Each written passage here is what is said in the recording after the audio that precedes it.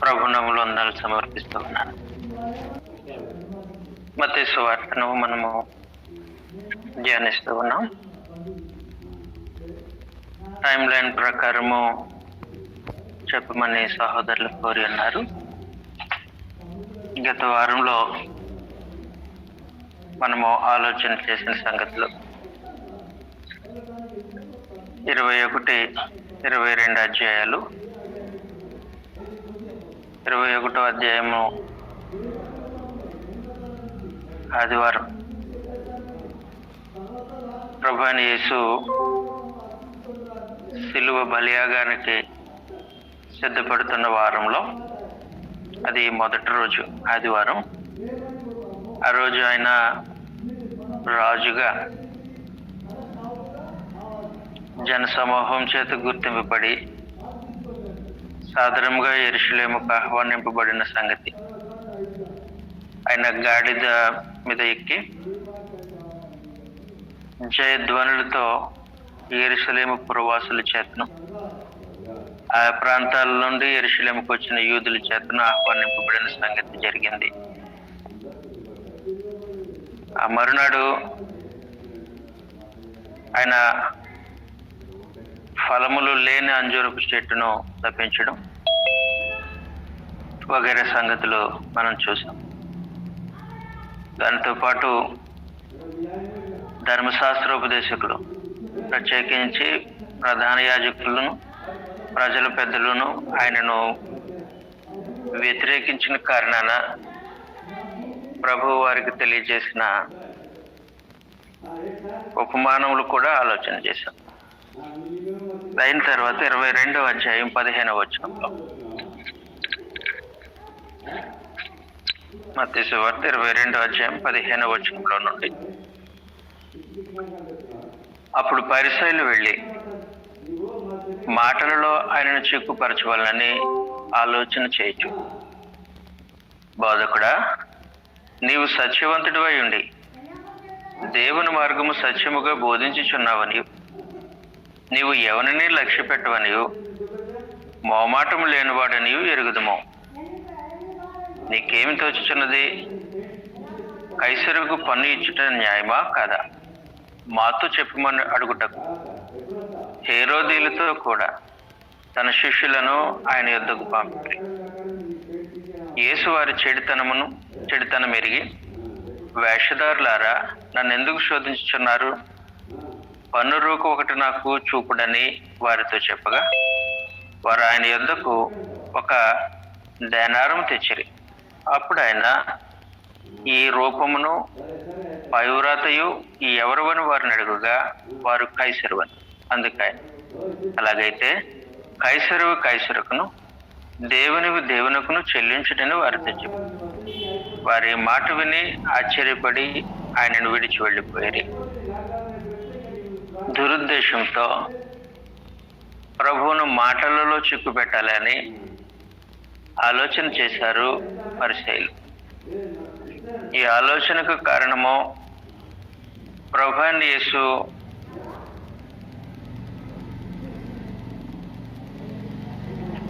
వారి యొక్క ఏలికగా, రాజుగా అంగీకరించట్లేదు వారు పరిసయ్యులు. ఇంకొక సంగతి ఏంటంటే, ఆయనను సంహరించాలనే దురుద్దేశంతో వాళ్ళు ఉన్నారు. అందువలన జరిగిన సంగతి అది. వారు పరిసయ్యులు లేదంటే యూదా సమాజము హేరోదీలతో కలవరు. సాధారణంగా కలిసే పరిస్థితి లేదు. గతంలో మీకు తెలియజేసిన సమాచారమే మరొకసారి తెలియజేస్తుంది. యూదయ సమాజంలో ఆనాడు, అంటే ప్రభువైన యేసు శరీరధారిగా భూమి మీద జీవించిన కాలం, యూదా సమాజంలో కొన్ని వర్గాలు ఉన్నాయి, అంటే కొన్ని గుంపులు ఉన్నాయి. అందులో మొదటి వారు పరిసయ్యులు. పరిసయ్యులు వర్గం ఒకటి, అది పరిసయ్యులు. రెండవ వారు శాస్త్రులు. ధర్మశాస్త్ర గ్రంథాన్ని రాయడము, ధర్మశాస్త్ర గ్రంథంలో ఉన్న సంగతులను బోధించడము చేసేవారు.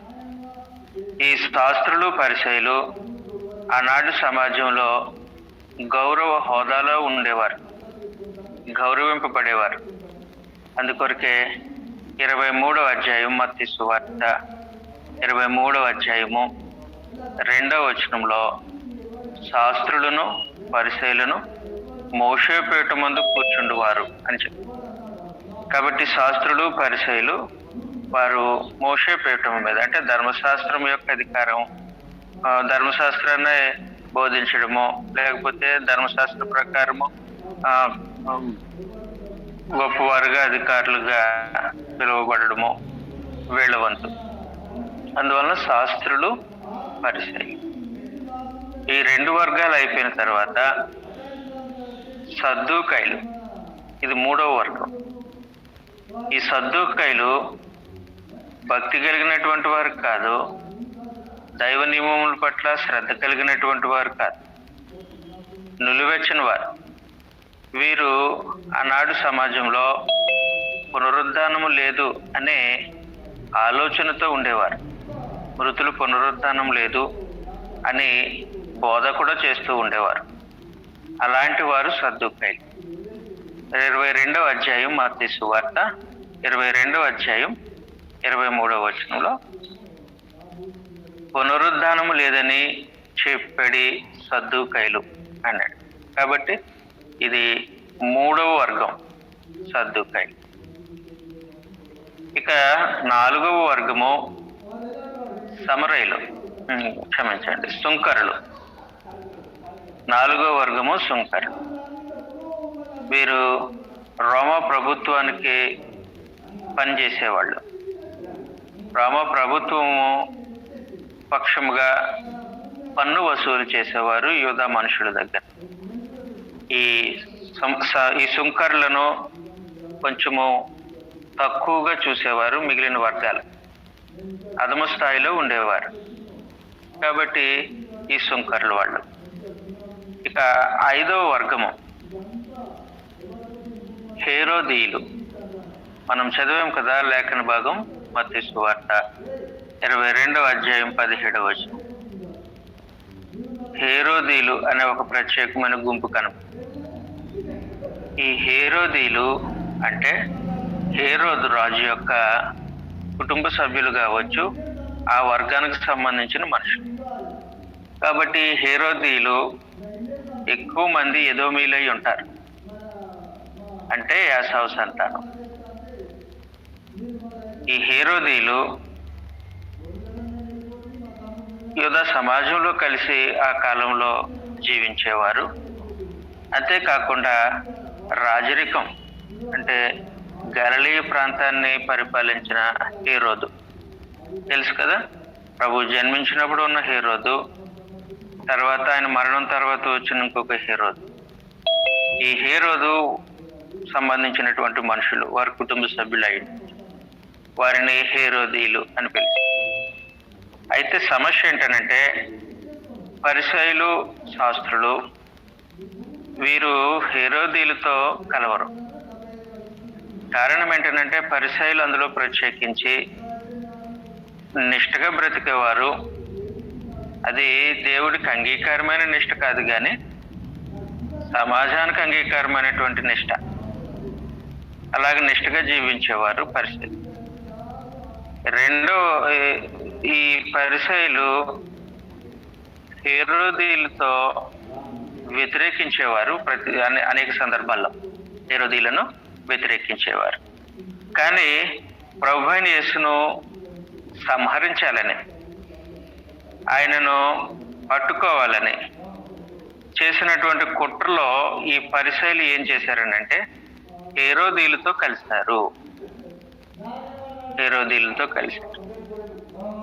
పరిసయ్యులు హేరోదీయులతో కలవడం, అదే మనము 17వ వచనంలో చూస్తున్నాం. మీకేమి తోచుచున్నది? కైసరుకు పన్నిచ్చుట న్యాయమా కాదా? మాతో చెప్పుడి అని అడుగుటకు హేరోదీయులతో కూడా తమ శిష్యులను ఆయన యొద్దకు పంపిరి. పరిసయ్యులు ఏం చేశారనంటే వారి శిష్యులను హేరోదీయులతో కలిపి ఆయన దగ్గరికి, ప్రభు అయిన యేసు దగ్గరకు పంపించారు. కాబట్టి యూదులు ఇలాంటి ధోరణిలో కూడా వ్యవహరిస్తూ ఉంటారు.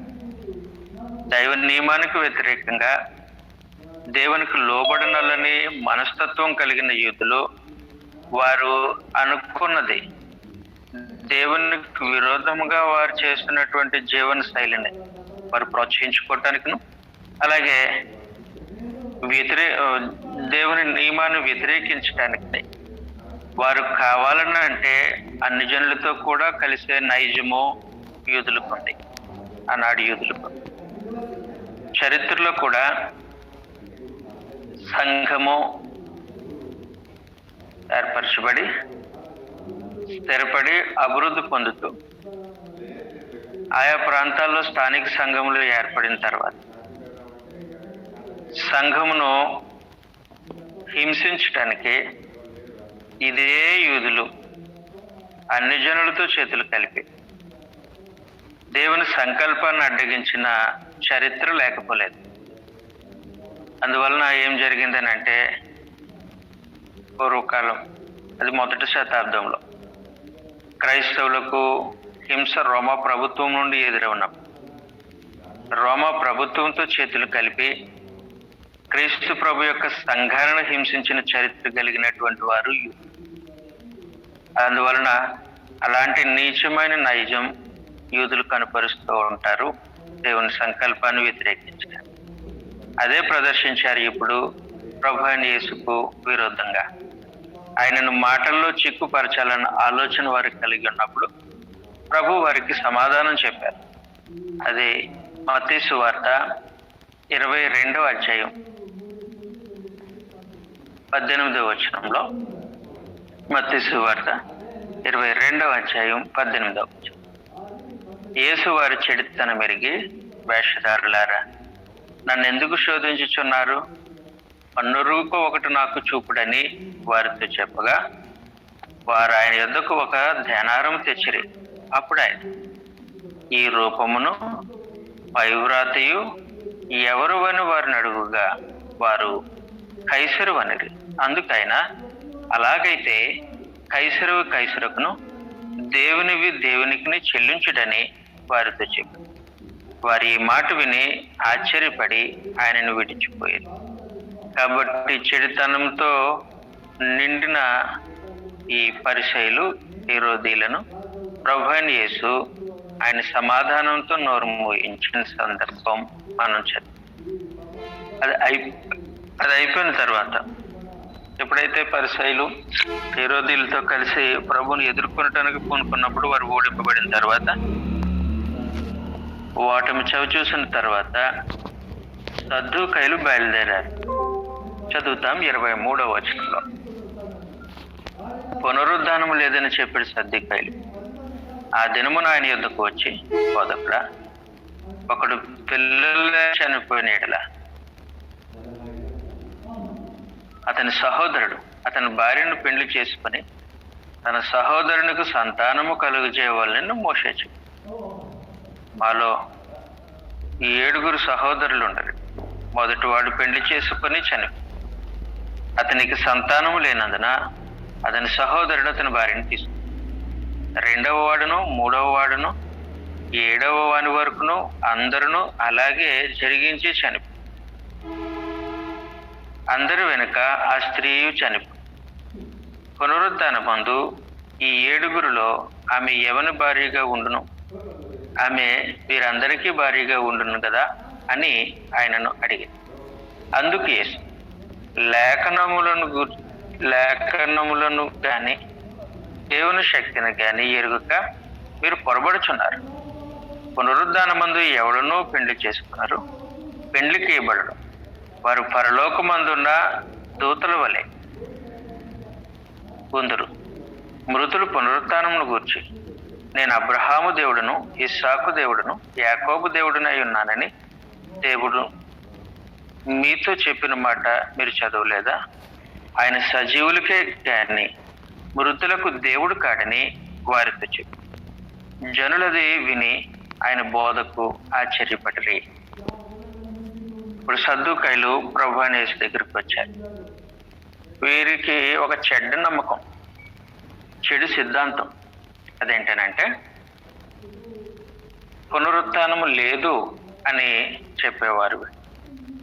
పునరుత్థానమే లేదు అనేవాడు.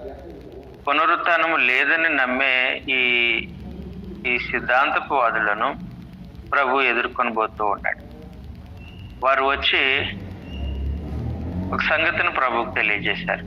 అదేమన్నట్లయితే,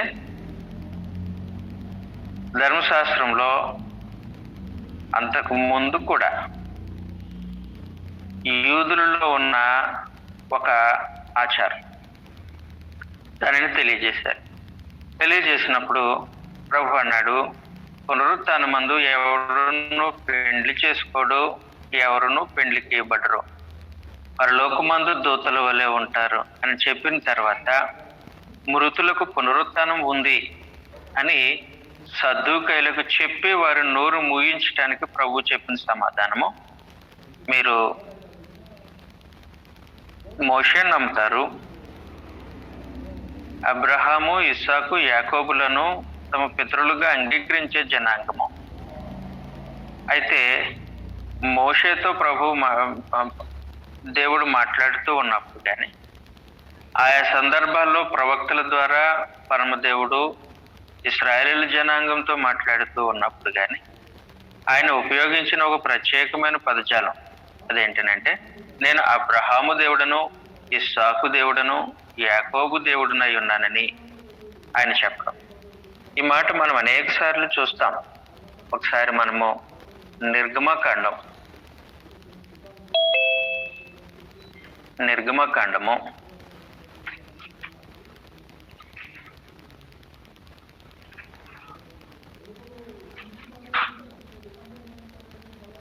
6వ అధ్యాయం 3వ వచనంలో దేవుడు తను పరిచయం చేసుకుంటున్నప్పుడు ఈ విధంగా మాట్లాడుతూ ఉన్నారు. నిర్గమకాండము 6వ అధ్యాయం 3వ వచనం, నేను సర్వశక్తి గల దేవుడిని నామమున, క్షమించండి, 3వ అధ్యాయం 15వ వచనం, 14 నుంచి చదువుతాను. అందుకు దేవుడు, నేను ఉన్నవాడను, అనువాడనై ఉన్నానని మోషేతో చెప్పాను. మరియు ఆయన ఉండుననువాడు మీ యొద్దకు నన్ను పంపినని నీవు ఇశ్రాయేలీయులతో చెప్పవాలి. మరియు దేవుడు మోషేతో నిట్లనని, మీ పితరుల దేవుడునైన యెహోవా అనగా అబ్రహాము దేవుడు, ఇస్సాకు దేవుడు, యాకోబు దేవుడునైన యెహోవా మీ యొద్దకు నన్ను పంపినని చెప్పుము వారితో అంటూ. కాబట్టి ఆయన తను పరిచయం చేసుకుంటూ ఉన్నప్పుడు ఇశ్రాయేలీయుల జనాంగాన్ని నేను అబ్రహాము దేవుడను, ఇస్సాకు దేవుడను, యాకోబు దేవుడు అని చెప్పి, ఆ చెప్పడంలో గల ఆంతర్యం ఏమంటే, నేను సజీవులకు దేవుడిని కానీ మృతులకు దేవుడును కాను అనే సందర్భం. అంతేకాదు, మృతులు సజీవులు అవుతారు, వారికి పునరుత్థానం ఉంది అనే సంగతి కూడా దాంట్లో ఇమిడి ఉంది.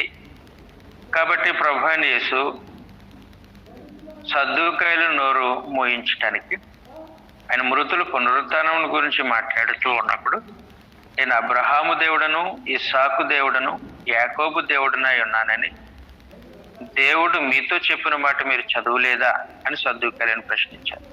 కారణం ఏంటంటే, దేవుడు సజీవులకు మాత్రమే దేవుడు కానీ మృతులకు దేవుడు కాదు అని ప్రభు అయిన యేసు పునరుద్ధానం లేదు అని చెప్పిన సద్దూకైలకు జవాబు ఇచ్చి వారు నోరు మూయించారు. ఇదంతా సోమవారం, అంటే 2వ రోజు, ఆ వారంలో 2వ రోజు జరిగిన సంభాషణే. ఆ తర్వాత 34వ వచనం, మత్తయి సువార్త 22వ అధ్యాయం 34వ వచనం. ఆయన సద్దూకైలను నోరు మూయించినని పరిసయ్యులు విని కూడివచ్చి వారిలో ఒక ధర్మశాస్త్రోపదేశకుడు ఆయనను శోధించుచు, బోధకుడా, ధర్మశాస్త్రంలో ముఖ్యమైన ఆజ్ఞ ఏదని అడిగాను. అందుకు ఆయన, నీ పూర్ణ హృదయముతోనూ, నీ పూర్ణ ఆత్మతోనూ, నీ పూర్ణ మనస్సుతోనూ నీ దేవుడైన ప్రభువును ప్రేమింపవలన్నది ఇది ముఖ్యమైనది, మొదటిదినైన ఆజ్ఞ. నిన్ను వలె నీ పొరుగు వారిని ప్రేమింపవలన్నది రెండవ ఆజ్ఞ దాని వంటిదే.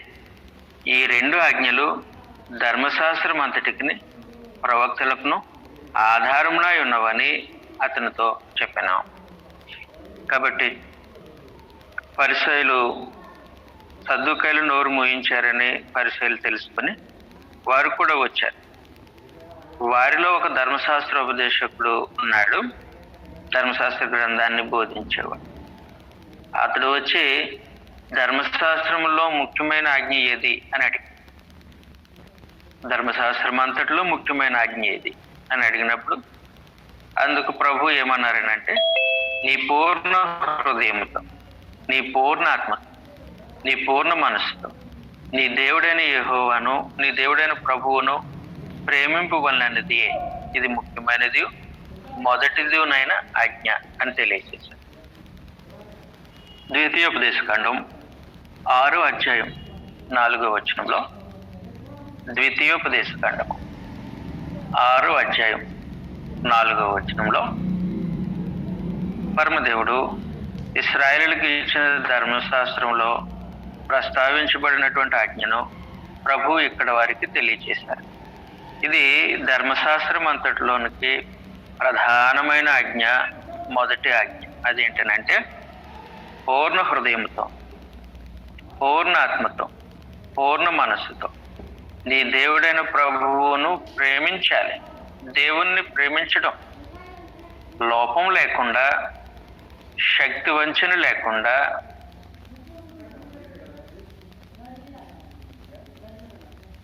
మనసు అంతరంగాన్ని పూర్తిగా నిమగ్నం చేసి ప్రభువును ప్రేమించడం, దేవుణ్ణి ప్రేమించడము ప్రధానమైనటువంటి ఆజ్ఞ. అది ప్రధానమైనటువంటి ఆజ్ఞ. అందువలన ప్రభు అయిన యేసు ఆ సంగతిని వారికి తెలియదు. ధర్మశాస్త్రం అంతా ఇశ్రాయేలుకి ఏమని బోధించిందనంటే, దేవుని ప్రేమించండి, శక్తి వంచన లేకుండా ప్రేమించండి, లోపం లేని ప్రేమ దేవునికి అందించండి అని తెలియదు. వాస్తవానికి ఇది కేవలం ధర్మశాస్త్రానికి మాత్రమే పరిమితం కాదు. దేవుని ప్రేమించవలసిన ఆజ్ఞ క్రొత్త నిబంధనలో క్రైస్తవులకు కూడా అనుగ్రహింపబడింది. కాబట్టి దేవుడు మనలను ప్రేమించారు, మనం తిరిగి దేవుని ప్రేమించబద్దులమై ఉన్నాం. దేవుణ్ణి ప్రేమించే విషయంలో కొలమానం ఉంది. ఆ కొలమానము సంపూర్ణమైనదని కొలమానం. అందుకొరకే పూర్ణము అనే మాటను ఇక్కడ ప్రస్తావించడం జరిగింది. పూర్ణ హృదయము, పూర్ణ ఆత్మ, పూర్ణ మనస్సు, లోపం లేకుండా ప్రభువును ప్రేమించడం, దేవుని ప్రేమించడం అనే సంగతి మనము గమనించాలి. అసలు వాస్తవానికి దేవుణ్ణి ప్రేమించడము అని అంటే ఆయన ఆజ్ఞలు గైకొనడము. మొదటి యోహాను పత్రిక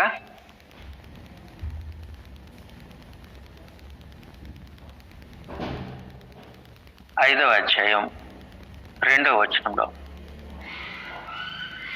మనము దేవుణ్ణి ప్రేమించుచు ఆయన ఆజ్ఞలను నెరవేర్చిన వారైత్మా దేవుని పిల్లలను ప్రేమించుచున్నామని దాని వలననే ఎరుగు. మనం ఆయన ఆజ్ఞలు గైకొనుటయే దేవుని ప్రేమించుట. ఆయన ఆజ్ఞలు భారమైనవి కావు. కాబట్టి మనం దేవుని ప్రేమించవలసిన వారమై ఉన్నాము. అయితే ప్రేమించే విధానము ఎలాగనంటే ఆయన ఆజ్ఞలు గైకొనడం. ఆయన ఆజ్ఞలు గైకొనడంలో దేవుని పట్ల మనకున్నటువంటి ప్రేమ వ్యక్తం అవుతూ ఉంటుంది. వాస్తవానికి మన పట్ల దేవునికి ప్రేమ ఉంది. అనేక సందర్భాల్లో మనం మాట్లాడుకున్నట్టు మన పట్ల దేవునికి ఉన్న ప్రేమ ఈ కాలం నాటిది కాదు, అలాగని పూర్వకాలం నాటిది కూడా కాదు. ఆ ప్రేమ ప్రారంభమైంది జగత్తు పునాది వేయబడక మునుపు. గ్రంథంలో ఈ సంగతిని మనం చదవగలుగుతాం. ఎఫెసీయులకు రాసినటువంటి పత్రిక మొదటి అధ్యాయం. ఎఫెసీయులకు రాసినటువంటి పత్రిక మొదటి అధ్యాయం 4, 6 వచనాలు కలిసి ఉన్నాయి, చదువుతున్నాను.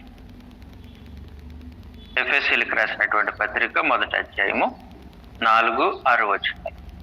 ఎట్లనగా తన ప్రియుని యందు తాను ఉచితముగా మనకు అనుగ్రహించిన తన కృపామహిమకు కీర్తి కలుగునట్టు తన చిత్త ప్రకారమైన దయాసంకల్పం చెప్పు యేసుక్రీస్తు ద్వారా తనకు కుమారులుగా స్వీకరించడం మనలను ముందుగా తన కోసము నిర్ణయించుకొని మనము తన ఎదుట పరిశుద్ధులమును నిర్దోషులమునై ఉండవలనని జగత్తు పునాది వేయబడక మునిపే, అంటే భూమిని ఆకాశాన్ని సృష్టింపబడక మునిపే అన్నారు.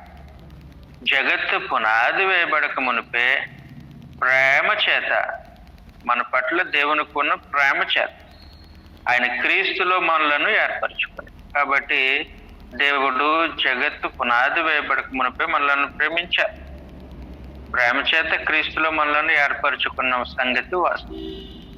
కాబట్టి జగత్తు పునాది వేయబడక మునిపే మన ఎడల పరమదేవుడు కలిగి ఉన్న ప్రేమను ఆయన ఏ విధంగా వ్యక్తం చేశారు? ఎలాగ వ్యక్తం చేశారనంటే, తన ప్రియకుమారుని సైతము మన కొరకు కలువరి యాగముగా సమర్పించుటకు వెనుతీయకపోవడంలో దేవుని ప్రేమ మనకు ప్రత్యక్షపరచబడింది.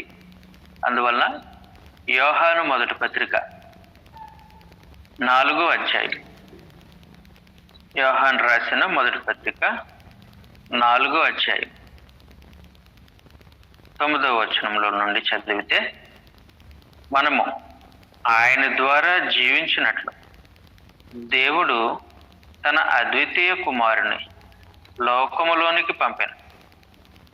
దీని వలన దేవుడు మన యందుంచిన ప్రేమ ప్రత్యక్షపరచబడతాం. కాబట్టి ప్రభు అయిన యేసును కలువరి యాగముగా పంపించే విషయంలో దేవుడు తన ప్రేమను ప్రత్యక్షపరిచారు. అందువల్ల దేవుని మనసులో మన పట్ల ఉన్న ప్రేమ ఆయన దాచుకోలేదు, దాన్ని ప్రదర్శించకుండా ఆయన మరుగున పడేయాలి. కానీ ఇప్పుడు మన వంతు, మనము దేవుని ప్రేమించబద్దులమై ఉన్నాము, తిరిగి ఆయనను ప్రేమించబద్దులమై ఉన్నాము. అది కూడా మనం చదువుతాం. 10వ వచనంలో, మనము దేవుని ప్రేమించేది మనకు కాదు, తానే మనలను ప్రేమించి మన పాపములకు ప్రాయశ్చిత్తముగా ఉండుటకు తన కుమారుని పంపెను. ఇందులో ప్రేమ. ప్రియులారా, దేవుడు మనలను ఎలాగూ ప్రేమింపగా, దేవుడు మనల్ని ఎంతగా ప్రేమిస్తే మనం తిరిగి దేవుని ప్రేమించబద్దులమై ఉన్నాం.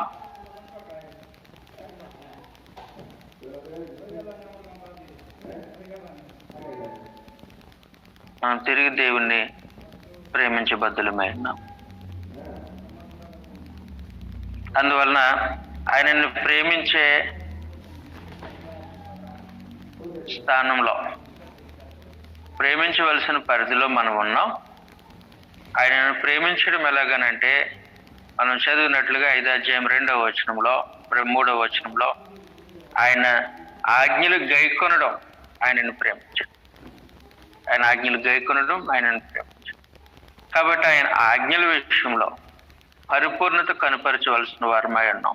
కారణం ఏమంటే, పూర్ణాత్మతో, పూర్ణ బలంతో, పూర్ణ మనసుతో ప్రేమించాలి అని తెలియచేసిన సందర్భాన్ని, ప్రభు చెప్పినటువంటి సందర్భాన్ని మరొకసారి ఆలోచన చేద్దాం. మత్తయి సువార్త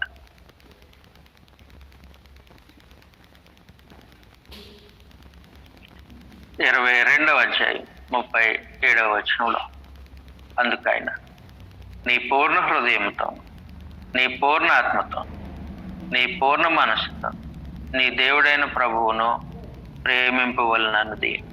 కాబట్టి ఆయనను ప్రేమించే వంతు మనది. ప్రేమించే విషయంలో లోపం లేని పరిస్థితి కనపరచవలసిన వారమై ఉన్నాం.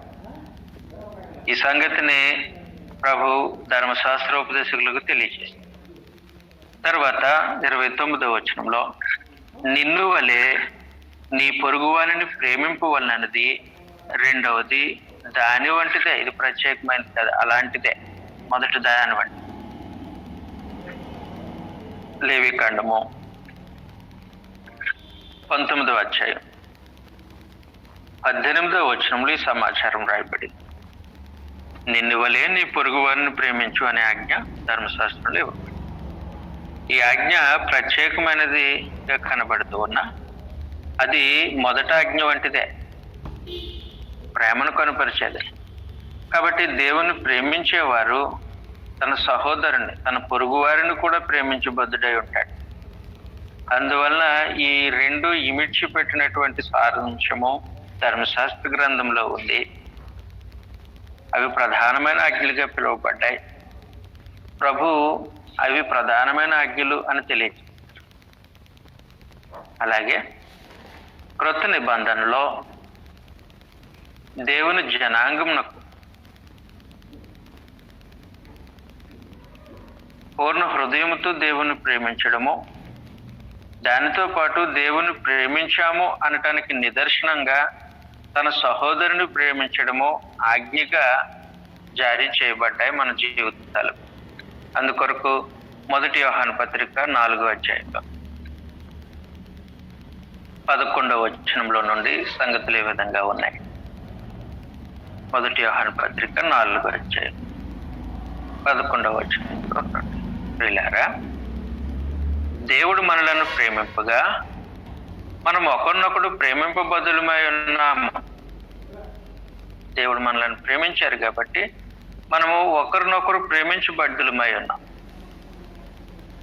ప్రియులారా, మనం ఇలాగూ ప్రేమింపగా 12వ వచనంలో, ఏ మానవుడు దేవుడిని ఎప్పుడూ చూడలేదు. మనం ఒకరినొకరు ప్రేమించిన యెడల దేవుడు మన యందు నిలిచి ఉండును, ఆయన ప్రేమ మన యందు సంపూర్ణమగును. దీనివలన మనము ఆయన యందు నిలిచి ఉన్నామనియు ఆయన మన యందు ఉన్నాడనియు తెలుసుకొనుచున్నాం. అనగా ఆయన మనకు తన ఆత్మలో పాలు దయచేసి అంటే. కాబట్టి దేవుని ప్రేమించే వారు ఏం చేస్తారని అంటే అల్టిమేట్ గా తన సహోదరుని కూడా ప్రేమిస్తారు. కాబట్టి ఇది జారీ చేయబడినటువంటి ఆజ్ఞలు, చదువుకొని విడిచిపెట్టేటువంటి సూత్రాలు కాదు. కాబట్టి ఈ ఆజ్ఞలు పాటించినప్పుడు మనము దేవుని ప్రేమించిన జాబితాలో ఉంటాం. శక్తి వంచన లేకుండా ఆయనను ప్రేమించే పరిధిలో మనం ఉంటాం. అందుకొరకు మరొకసారి ఈ సంగతిని చదువుతాం.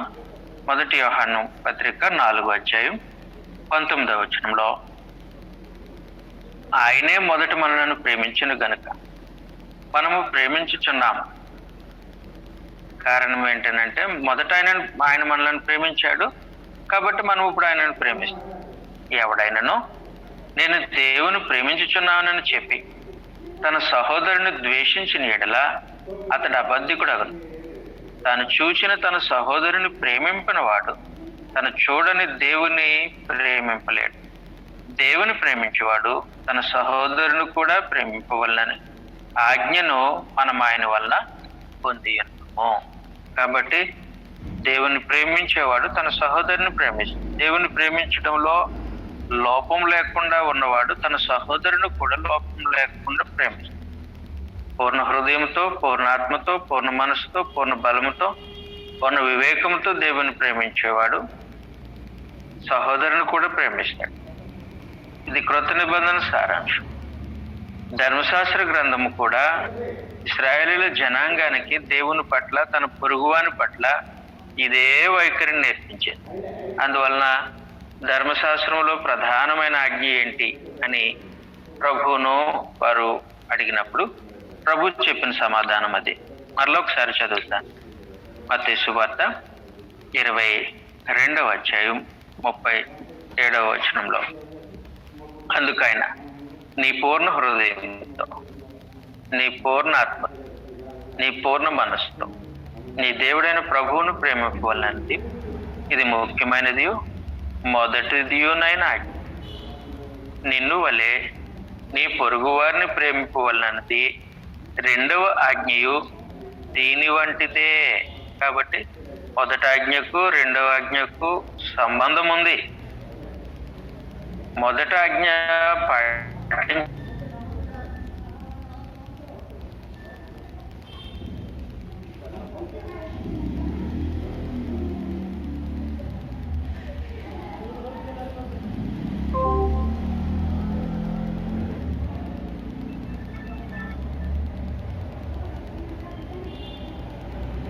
అందువలన ఏం చేయాలనంటే మొదటి ఆజ్ఞను రెండవ ఆజ్ఞను జతపరిచి ప్రభువైన యేసు ఈ సంగతిని ధర్మశాస్త్రోపదేశకులకు తెలియజేసింది.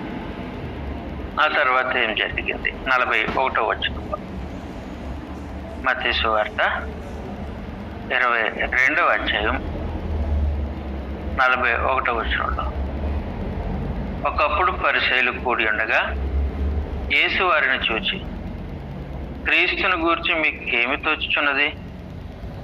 ఆయన ఎవని కుమారుడని అడిగాను. వారు, ఆయన దావీదు కుమారుడని చెప్పి. అందుకని, అలాగైతే నేను నీ శత్రువులను నీ పాదముల కింద ఉంచే వరకు నీవు నా కుడిపార్శ్వను కూర్చుండమని నా ప్రభువుతో చెప్పి అని దావీదు ఆయనను ప్రభువు అని ఆత్మ వలన ఎలా చెప్పుచున్నాడు? దావీదు ఆయనను ప్రభువు అని చెప్పిన ఎడల ఆయన ఎలాగతనకు కుమారుడగునని వారిని అడుగుగా, ఎవడును మారుమాట చెప్పలేకపోయి, మరియు ఆ దినము నుండి ఎవడును ఆయనను ఒక ప్రశ్నయు అడుగు తెగింపలేదు. ఏం జరిగిందనంటే, పరిసయ్యులు కూడా ఉన్నప్పుడు ఇప్పటి వరకు ప్రభు వారు వేసిన ప్రశ్నలకు సమాధానం చెప్తూ ఉన్నారు. అయితే ప్రభు వారిని ఒక ప్రశ్న అడిగాడు. ఆ ప్రశ్న ఏంటనంటే, క్రీస్తుని గురించి మీకేమి తోచుచున్నది? ఆయన ఎవరు కుమారుడని వారిని అడిగారు. వారు ఆయన దావీదు కుమారుడు అని చెప్పారు. వారు ఏం చెప్పారనంటే, ఆయన దావీదు కుమారుడు అని చెప్పారు. వాయిస్ వినపడట్లేదండి?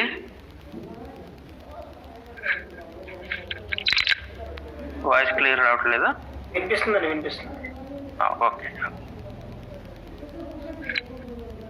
ఆయన దావీదు కుమారుడు అని చెప్పారు.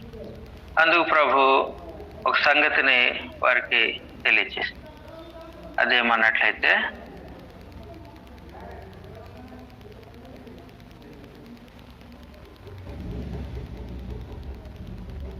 అందుకు ఆయన, అలాగైతే నేను నీ శత్రువులను నీ పాదముల కింద ఉంచే వరకు నీవు నా కుడిపార్శ్వను కూర్చుండమని నా ప్రభువుతో చెప్పాను అని దావీదు ఆయనను ప్రభు అని ఆత్మ వలన ఎలా చెప్పుచున్నాడు అని అడిగాడు. దావీదు కుమారుడు ప్రభు అని యేసు, మెస్సియా అంటే దావీదు కుమారుడు అనేది వారి నమ్మకం. అదే సంగతిని తెలియజేశారు.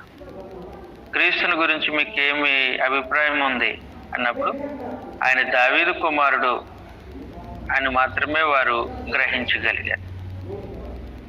అందుకు ప్రభువు వారిని అడిగిన మరి ఒక ప్రశ్న, ఆయన దావీదు కుమారుడు అయితే దావీదు ఆయనను ప్రభువు అని ఎలా చెప్తూ ఉన్నాడు? ప్రభువు అని ఎలా చెప్తూ ఉన్నాడు? నేటి సంగతుల్లోనైనా పూర్వకాలము సంగతుల్లోనైనా ప్రస్తుతపు వారు పూర్వీకులకు ప్రభువులై ఉండరు. ప్రస్తుతపు వారు పూర్వీకులకు ప్రభువులై ఉండరు. అది జరిగే సమాచారం కాదు. కానీ దావీదు తాను ప్రవక్తగా ఉండి ఆయన చెప్పినటువంటి ప్రవచనంలో కారణం ఏంటంటే, దావీదు అనేక సందర్భంలో దేవుని ఆత్మ వలన సంగతులు పలికాడు. ఒకసారి మనం ఆలోచన చేస్తే 2వ సమూయేలు గ్రంథం 23వ అధ్యాయం 2వ వచనంలో, 2వ సమూయేలు గ్రంథం 23వ అధ్యాయం 2వ వచనం, యెహోవా ఆత్మ నా ద్వారా పలుకుచున్నాడు. కాబట్టి దేవుని ఆత్మ వలన దావీదు మాట్లాడిన సందర్భాలు ఉన్నాయి. అలాగే అపోస్తుల కార్యగ్రంథంలో కూడా దావీదు తాను ఒక ప్రవక్తగా మాట్లాడిన సందర్భాలు ఉన్నాయి. అపోస్తుల కార్యగ్రంథం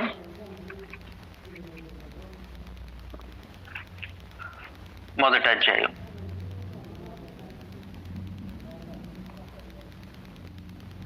16వ వచనంలో ఇస్కరియోతు గురించి కూడా దావీదు ప్రవచించిన సందర్భంలో, సహోదరుల యేసును పట్టుకొనిన వారిని త్రోవ చూపిన ఈ యూదాను గూర్చి పరిశుద్ధాత్మ దావీదు ద్వారా పూర్వము పలికిన లేఖనము నెరవేరవలసి ఉండెను. కాబట్టి పరిశుద్ధాత్మ దావీదు ద్వారా పలికారు అనే సందర్భాన్ని చూసాం. అలాగే 2వ అధ్యాయం 30వ వచనంలో, అపోస్తుల కార్యగ్రంథం 2వ అధ్యాయం 30వ వచనం, అతని సమాధి నేటి వరకు మన మధ్య, అతడు ప్రవక్త అయి ఉండెను గనుక. కాబట్టి దావీదు ప్రవక్త అయి ఉన్నాడు. అందువలన ఆ ప్రవక్త అయిన దావీదు తన సొంత మాటలతో కాదు, తన ఊహతో కాదు, తన ఆలోచనతో కాదు, లేదంటే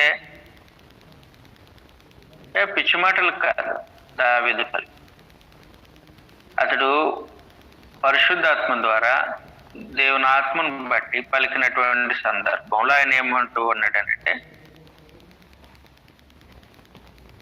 నాకు మెస్సియా ప్రభువు అని డిక్లేర్ చేశాడు.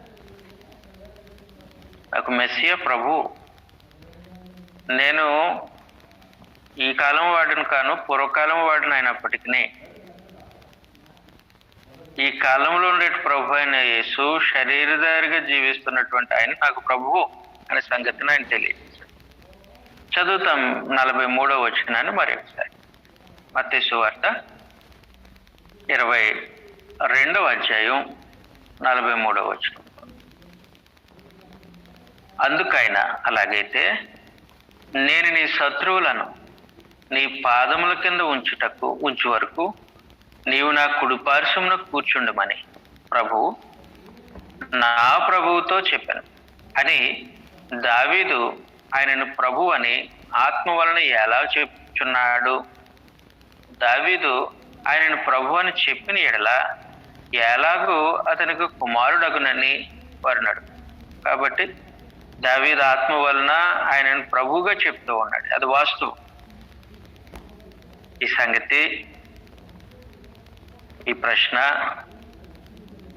మెస్సియాను గూర్చిన 2 వాస్తవాలను తెలియజేస్తుంది. మొదటి వాస్తవము, మెస్సియా సజీవులకును మృతులకును న్యాయాధిపతి, లేకపోతే సజీవులకును మృతులకును ఆయన ప్రభువు అనే సంగతిని స్పష్టం చేస్తూ చదువుతాం. అపోస్తుల కార్యగ్రంథం 10వ అధ్యాయం. అపోస్తుల కార్యగ్రంథం 10వ అధ్యాయం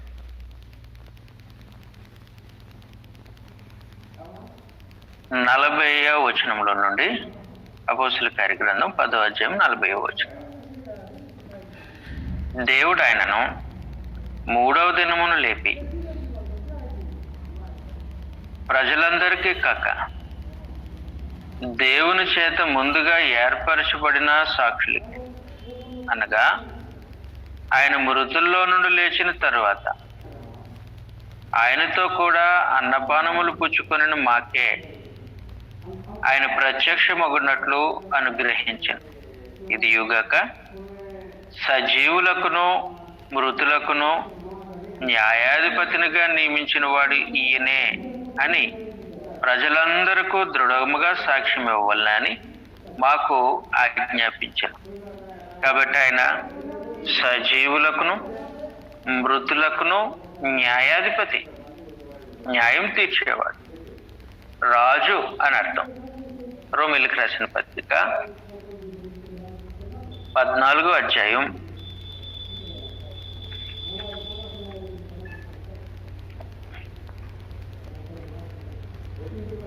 9వ వచనంలో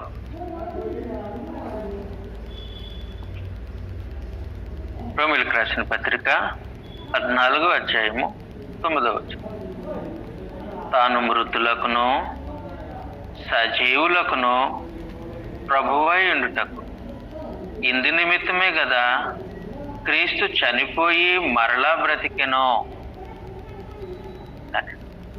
తాను మృతులకును సజీవులకును ప్రభువై ఉండటానికి.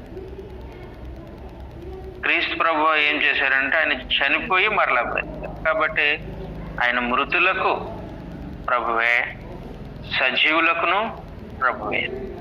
అందువలన దావీదు పూర్వవాడే, ముందు కాలం నాటి వాడే, కానీ అతడు చనిపోయినప్పటికీ ప్రభు అయిన యేసు మెస్సియా ఆయనకు ప్రభు అయి ఉన్నాడు. అందువలన సందర్భంలో ప్రభు వారికి తెలియజేస్తున్నటువంటి మాట, ఆయన యొక్క అధికారం, ఆయన సజీవులకును మృతులకును ప్రభు అయిన సంగతిని తెలియజేస్తూ ఉన్నారు. రెండవ సంగతి ఆయన యొక్క తత్వం, ఆయన దైవత్వాన్ని కూడా క్రీస్తు ప్రభు అక్కడ రుజువు చేస్తూ పలికిన సందర్భం. అందువల్ల యూదుల ఆలోచన కొంతవరకు పరిమితి ఉండి ఆగిపోయింది. అందువలన వారి ముందు క్రియల ద్వారా, జీవన శైలి ద్వారా, బోధ ద్వారా తానే మెస్సీగా ప్రదర్శింపబడుతూ ఉన్న ప్రభు అయిన యేసును మెస్సీగా గ్రహించిన అంధత్వంలో వారు ఉన్నారు. కాబట్టి వారికి ప్రభు అయిన యేసును వేసినటువంటి ప్రశ్న వారి యొక్క ఆలోచనను ప్రభు వైపు మళ్లించడానికి అనుకూలంగా ఉంది. అయినప్పటికీ వారు ఏం చేశారనంటే 46వ వచనంలో, మత్తయి సువార్త 22వ అధ్యాయము 46వ వచనం,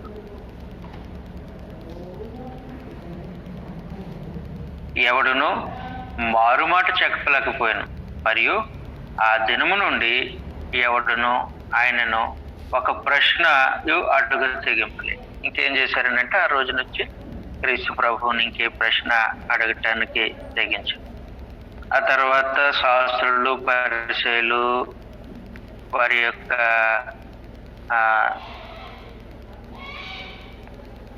జీవన విధానము, వారు కోరుకునే ఘనత, సమాజంలో వారు గర్వింపడే పరిస్థితిని 23వ అధ్యాయంలో ప్రభు అనేసి ప్రస్తావిస్తూ ఉన్నారు. ప్రస్తావిస్తే ఏం చెప్పారనంటే, తను తగ్గించుకునేవాడు, తను హెచ్చించుకునేవాడు తగ్గింపబడును, తను తగ్గించుకునేవాడు హెచ్చింపబడిన సమాచారాన్ని 23వ అధ్యాయం 12వ వచనంలో తెలియజేశారు. అంతేకాకుండా కొన్ని ఉపమానాలు కూడా శాస్త్రుల గురించి, పరిసయ్యుల గురించి, వారి జీవిత విధానాన్ని గురించి కొన్ని ఉపమానాలు తెలియజేసి 23వ అధ్యాయంలో కొన్ని ఉపమానాలు తెలియజేశారు. అవి మనం గతంలో ఆలోచన చేసాం ఈ తరము గురించిన సమాచారంలో. తర్వాత అదే రోజు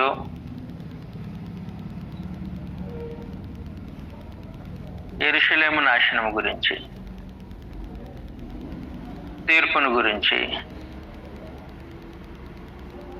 ఉపమానములతో కూడిన సంగతులను 24, 25 అధ్యాయాల్లో ప్రభు అయిన యేసు వివరించి ఉన్నారు. ఒక 5 నిమిషాలు మనము బ్రేక్ తీసుకుందాం. మరలా సమావేశమైనప్పుడు మిగిలిన వగేరా ఇవన్నీ కూడా 3వ రోజు మంగళవారం జరిగిన సందర్భం. మరలా 5 నిమిషాలు బ్రేక్ తీసుకున్న తర్వాత కలిసి Recording stopped. అధ్యాయంలో ప్రభువైన యేసు తన జనాంగాన్ని, తన ప్రజలను హెచ్చరిస్తున్నటువంటి సందర్భం. అందుకొరకు ఆయన 3 ఉపమానాలు తెలియజేశారు. అందులో మొదటిది 10 మంది కన్యకల గురించిన ఉపమానం, రెండవది తలాంతులు ఉపమానం, మూడవది గొర్రెలు మేకలను కూర్చున్నటువంటి ఉపమానం. ఈ ఉపమానము తన ప్రజల యొక్క క్షేమం కోరి రాజు వారికి అందిస్తున్నటువంటి సమాచారం. అది క్షేమ సమాచారం. కారణం ఏమనంటే 25వ అధ్యాయం 1వ వచనంలో చెప్పబడినటువంటి ఉపమానము, పరలోక రాజ్యము తమ దివిటీలు పట్టుకుని పెండ్లి కుమారుని ఎదుర్కొనుటకు బయలుదేరిన 10 మంది కన్యకలను పోలి ఉన్నది. పరలోక రాజ్యమును గూర్చినటువంటి ఉపమానము ఆ రాజ్యంలో ప్రవేశము. రెండవ సంగతి ఆ రాజ్యముతో బాంధవ్యము, ఆ రాజ్యములో నివసించే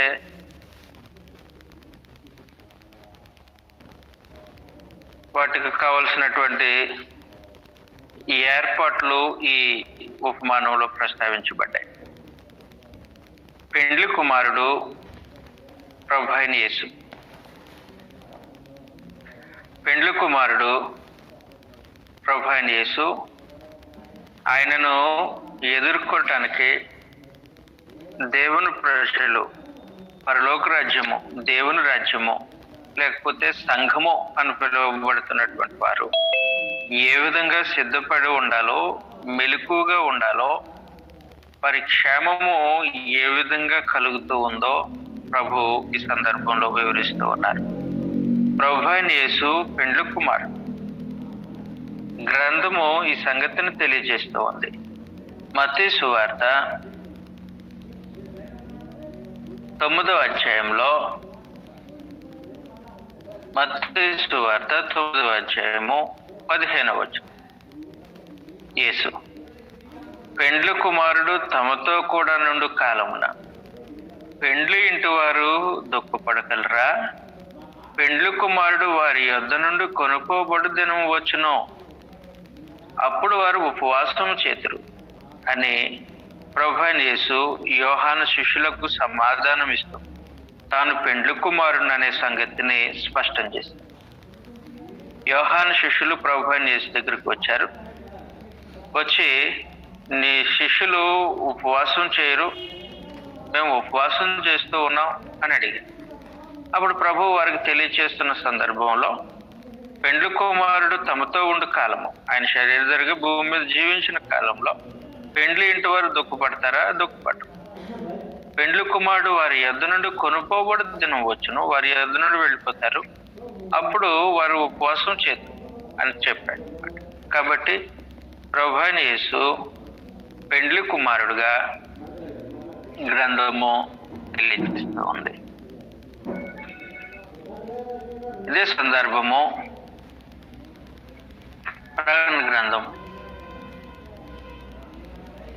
ప్రకటన గ్రంథం 19వ అధ్యాయం 6-7 వచనాలు చదివినప్పుడు, అప్పుడు గొప్ప జనసమ శబ్దమును, విస్తారమైన జలముల శబ్దమును, బలమైన ఉరుముల శబ్దమును పోలిన ఒక స్వరము సర్వాధికారియు ప్రభువునగు మన దేవుడు ఏలుచున్నాడు, ఆయనను స్తుతించుడి, గొర్రెపిల్ల యొక్క వివాహోత్సవం వచ్చి ఉన్నది. కాబట్టి ప్రభువైన యేసు గొర్రెపిల్ల వివాహోత్సవం, ఆయన పెండ్లి కుమారుడు సిద్ధపడి ఉన్నది అని తెలియజేస్తూ ఉన్నారు. అదేవిధంగా 20వ అధ్యాయం. ప్రకటన గ్రంథము 20వ అధ్యాయం.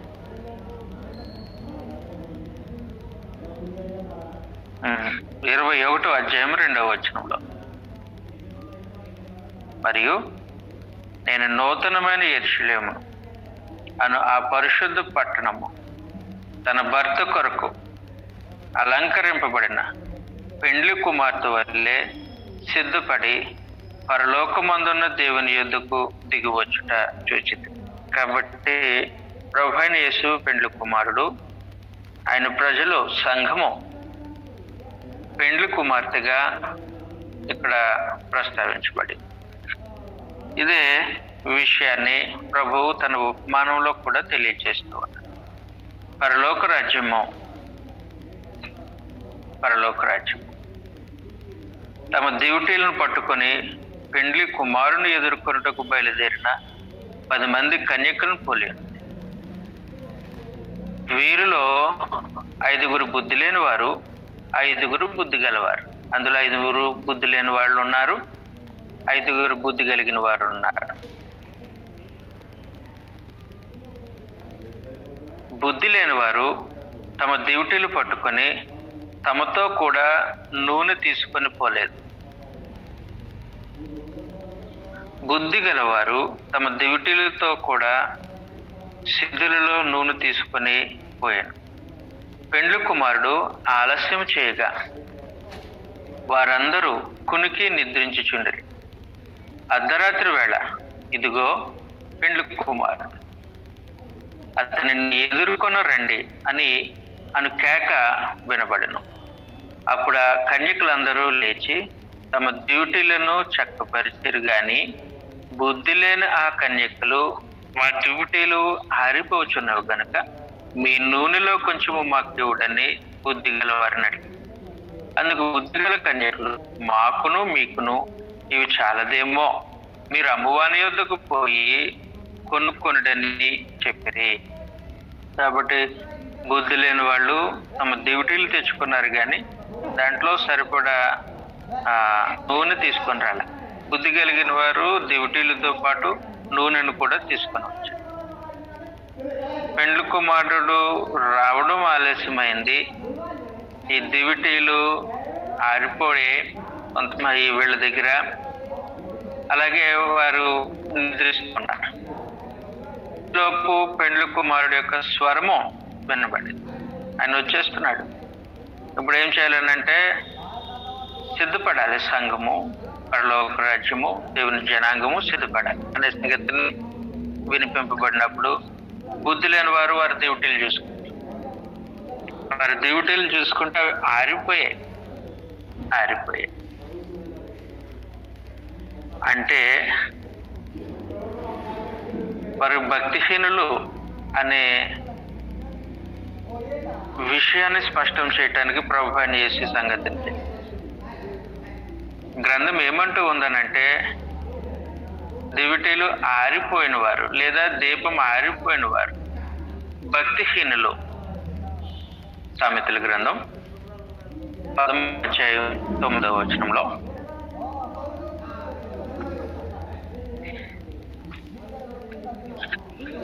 సామెతల గ్రంథం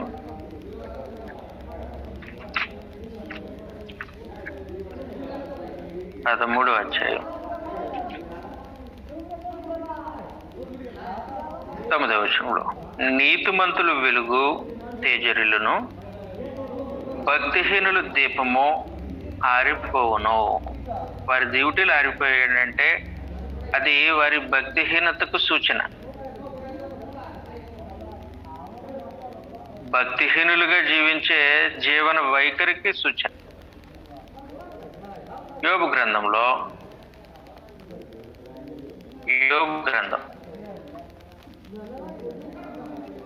18వ అధ్యాయం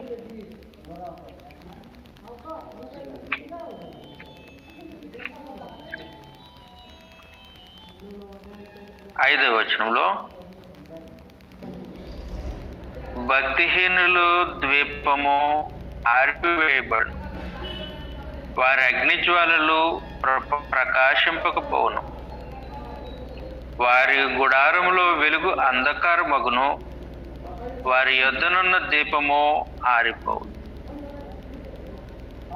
కాబట్టి దివిటీలు ఆరిపోయాయి అన్నది వారి భక్తిహీనతకు సూచనగా కనబడుతూ ఉంది.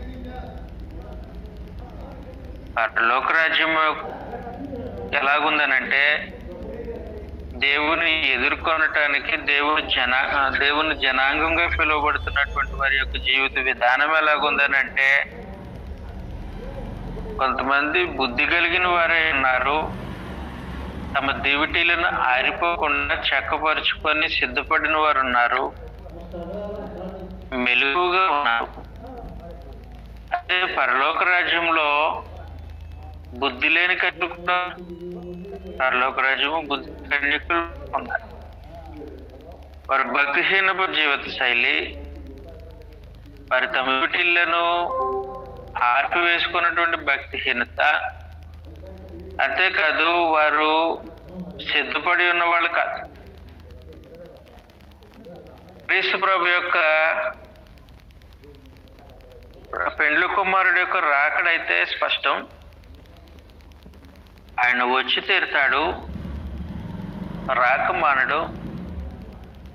అయితే ఆయనను ఎదుర్కొనే సంఘము, పరలోక రాజ్యము బుద్ధి కలిగినటువంటి వారిగా ఉండవలసిన అవసరం ఉంది. సంఘము భక్తిహీనపు చేష్టలు కలిగి ఉంటే ఈ బుద్ధి లేని కన్యకలు పోలి ఉంటారు.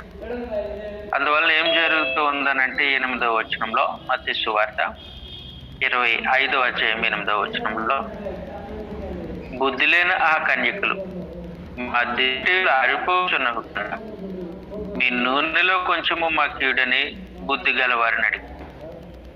అందుకు బుద్ధిగల కన్యకులు, మాకును మీకును ఇది చాలదేమో, మీరు అమ్మవారి యొద్దకు పోయి కొనుక్కొనుడని చెప్పి వారు కొనబోచుండగా పెండ్లి కుమారుడు వచ్చెను. అప్పుడు సిద్ధపడి ఉన్నవారు అతనితో కూడా పెండ్లి విందుకు లోపలికి పోయారు. కాబట్టి సిద్ధపడి ఉన్నవాళ్ళు వెళ్ళిపోయారు, సిద్ధపడి లేనటువంటి వారు విడిచిపెట్టబడి. అప్పుడు ఏం జరిగింది? 11వ వచనంలో, అంతటి తలుపులు వేయబడిన. ఆ తరువాత తక్కిన కన్యకులను వచ్చి, అయ్యా అయ్యా మాకు తలుపు తీయమని అడుగుగా, మాకు తలుపు తీయండి అని అడిగితే ఆయన ఏమంటూ ఉన్నారు? మిమ్మల్ని ఎరుగనని మీతో నిశ్చయముగా చెప్పుచున్నాను అని చెప్పాడు. మీరెవరో నాకు తెలియదు, మిమ్మల్ని ఎరుగను. అదేంటది? పెండ్లి కుమారుడు కన్యకుల్ని ఎరగకపోవడమా? దేవుని కుమారుడు పరలోకరాజ్య సంబంధులను ఎరగకపోవడమా? అవును, నేను ఎరుగను. కారణం ఏంటంటే వాళ్ళ భక్తిహీనపు జీవన శైలి, సిద్ధపాటు లేనటువంటి పరిస్థితి, వారి డ్యూటీలు ఆరిపోయాయి. భక్తిహీనులను ప్రభు అయిన యేసు తన వారిగా గుర్తించడానికి ఇష్టపడడు. భక్తి కలిగినటువంటి వారు తన వారి జాబితాలో ప్రభు వేసుకుంటాడు, వారిని గుర్తిస్తూ ఉంటాడు. మరలా ఈ మాట మీకు తెలియజేస్తూ ఉన్నా, ప్రభు అయిన యేసు మొహమాటం లేనివాడు. ఈ సంగతి ఆనాడు ఇశ్రాయేలు సమాజంలో పరిసయ్యులు అనేటువంటి వారే అంగీకరించారు.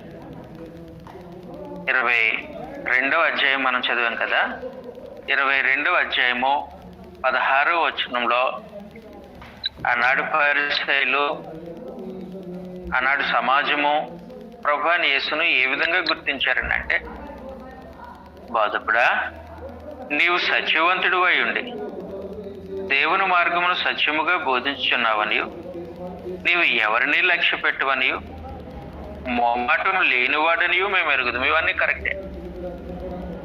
కాబట్టి ప్రభువైన యేసు ఎవరిని లక్ష్య పెట్టరు, ఆయనకు మొహమాటం లేదు, ఆయన సత్యమే మాట్లాడతారు. అలాగ మాట్లాడే ఆయన ఈ బుద్ధి లేని కన్యకలను గురించి ఆయన ఏమంటూ ఉన్నాడనంటే, నేను మిమ్మల్ని ఎరుగను అంటే, ఎరుగను అని చెప్పేసి మొహమాటం లేకుండా చెప్పేసి తలుపేసేసాడు, నేను మిమ్మల్ని ఎరుగను అని. అదేంటి ప్రభువా, నువ్వు మమ్మల్ని ఎరగకపోవడం ఏంటి? అందులో కొంతమంది నీ నామము నీ చేసాం, అది చేసాం, నీ మా నామమును దయ్యములు వెళ్ళగొట్టాం, నీ నామమును ప్రవచించాం, నీ నామమును అద్భుతములు చేసాం, నేను మీకు తెలియదు, మేము మీకు తెలియకపోవడం ఏంటి అని అడిగిన ఒక గుంపు. అక్రమం చేయవారులారా, మీరు నా యొద్ద నుండి తొలగిపోండి అనేది ప్రభు అయిన యేసు మొహమాటం లేని సమాధానం. చదువుతా మత్తయి సువార్త, మత్తయి సువార్త 7వ అధ్యాయం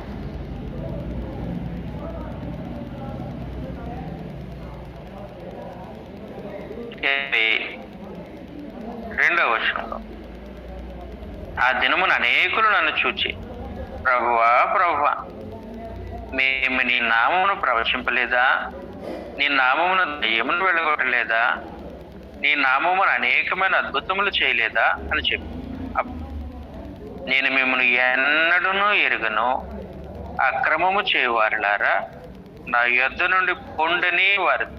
కాబట్టి భక్తిహీనత క్రమాన్ని జరిగించలేదు.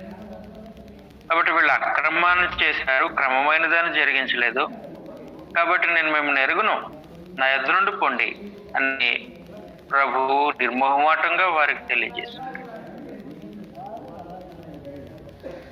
అందువలన ప్రభు ఆయన యేసు, ఆయన మొహమాటం లేనివాడు, ఆయన సత్యమే మాట్లాడతాడు, ఎవరిని లక్ష్యపెట్టాడు. అలాంటి పెండ్లి కుమారుని ఎదుర్కోవటానికే పరలోక రాజ్యం, దేవుని జనాంగమైన ఆయన సంఘమైనటువంటి వారు సిద్ధపడు. కాబట్టి జాగ్రత్తగా జీవన శైలి కొనసాగించవలసిన అవసరం. ఈ నామం ఇది చేసాం, అది చేసాం, ఇంకొకటి చేసాం, అది క్రమమైనది కాకపోతే అది భక్తిహీనతగా లెక్కింపబడుతుంది. దివిటి ఆరిపోయి నువ్వు సిద్ధపడిన వాడు కావు, కాబట్టి నీకు ప్రవేశం లేదు. ప్రవేశం లేకపోవడం మాత్రమే కాదు, నేను నిన్ను ఎరుగను అని చెప్పి. ఇంకొక గుంపు ఉంది ఈ భక్తిహీనుల లిస్టులో. లూకా సువార్త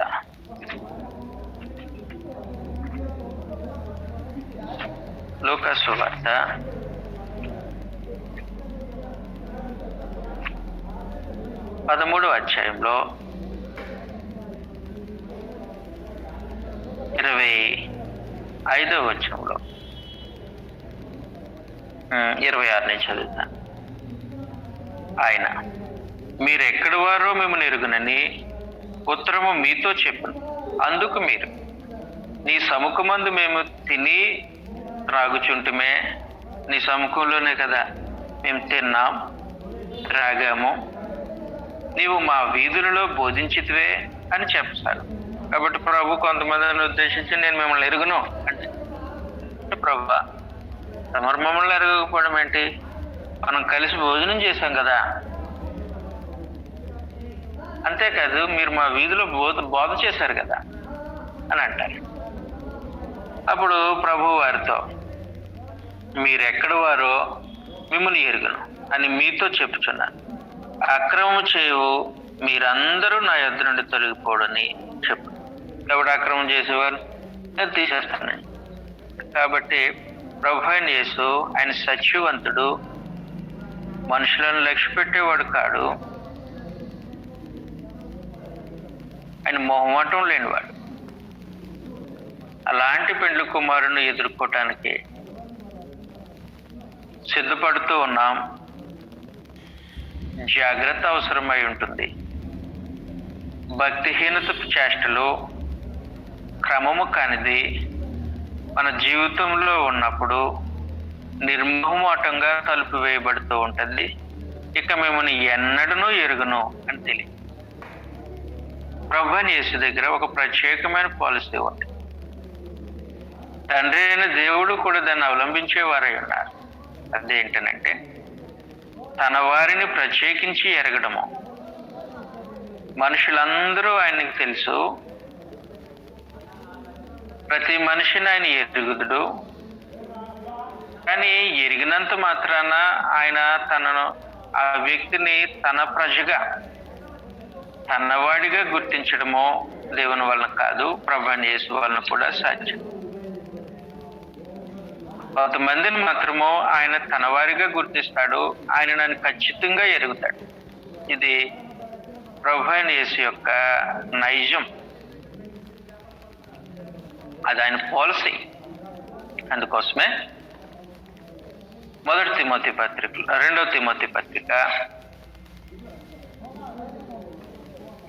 తిమోతి పత్రిక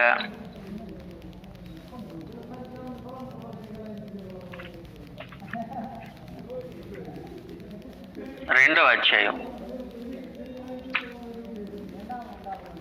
19వ వచనంలో ఆయనను దేవుని యొక్క స్థిరమైన పునాది నిలకడగా ఉన్నది, ప్రభువు తన వారిని ఎరుగును. తన వారిని కాకపోతే ఆయన ఎరుగడు, తన ప్రజగా ఆయన ఎరుగు. అలాంటి పెండ్లి కుమారుని ఎదుర్కోబోతూ ఉన్నాం. తనని ఎరిగిన వారు, తాను ఎవరినైతే నా ప్రజగా ఆయన గుర్తిస్తూ ఉంటాడో వాళ్ళను మాత్రమే అంగీకరించే నైజం కలిగినటువంటి వాడు, వ్యక్తిత్వం కలిగినటువంటి వాడు, స్వభావం కలిగినటువంటి వాడు, మొహమాటం లేనివాడు, అలాంటి పెండ్లి కుమారుని ఎదుర్కోబోతూ ఉన్నాం. అందువలన భక్తిహీనత కానీ, క్రమము కానిది కానీ జీవితంలో ఉండటానికి వీలు లేదు. ఇంకొక ప్రాముఖ్యమైన సంగతి, ప్రభువైన యేసు తన ప్రజలను ఎరిగే విధానంలో ఆయన ఒక ప్రత్యేకమైన ధోరణి కనపరుస్తూ ఉంటాడు. అదేంటనంటే, నేను వారి యజమానును, వారి రక్షకుణ్ణు, వారి సంరక్షకుణ్ణి, వారు నా గొర్రెలు.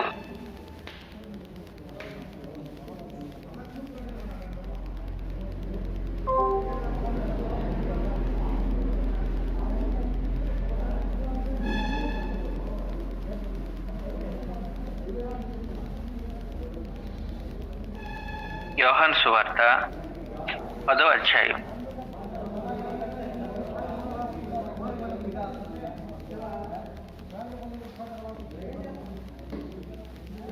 27వ వచనంలో,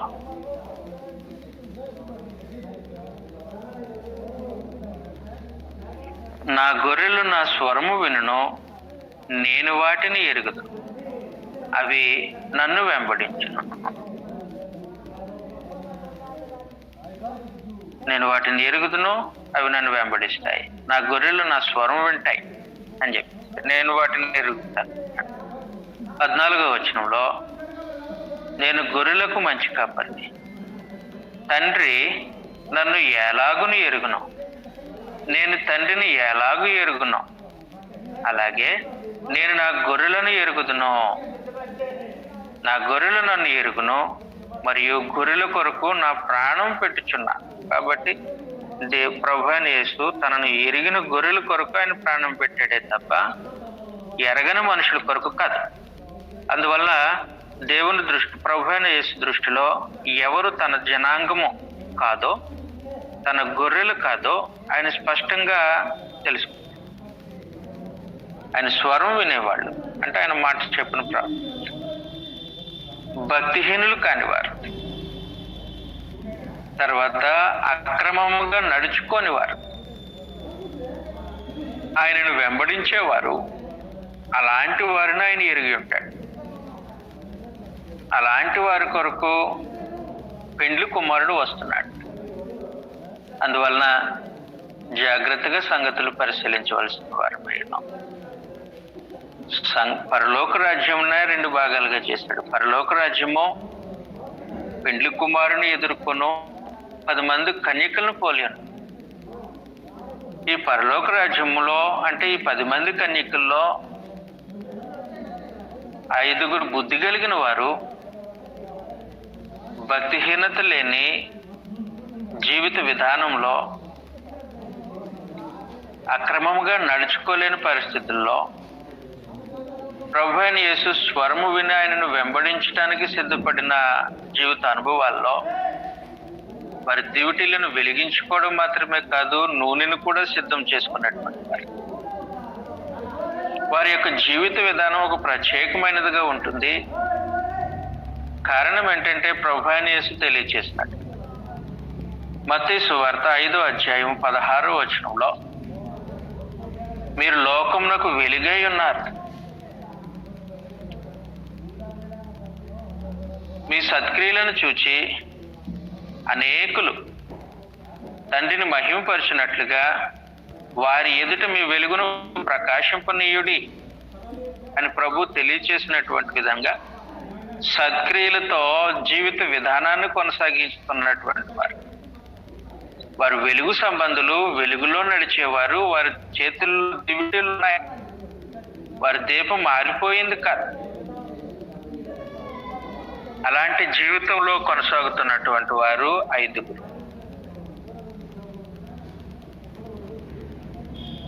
ప్రభు స్వరం విన్నారు, పెండ్లి కుమారుడు వస్తున్నాడని కేక వినబడింది.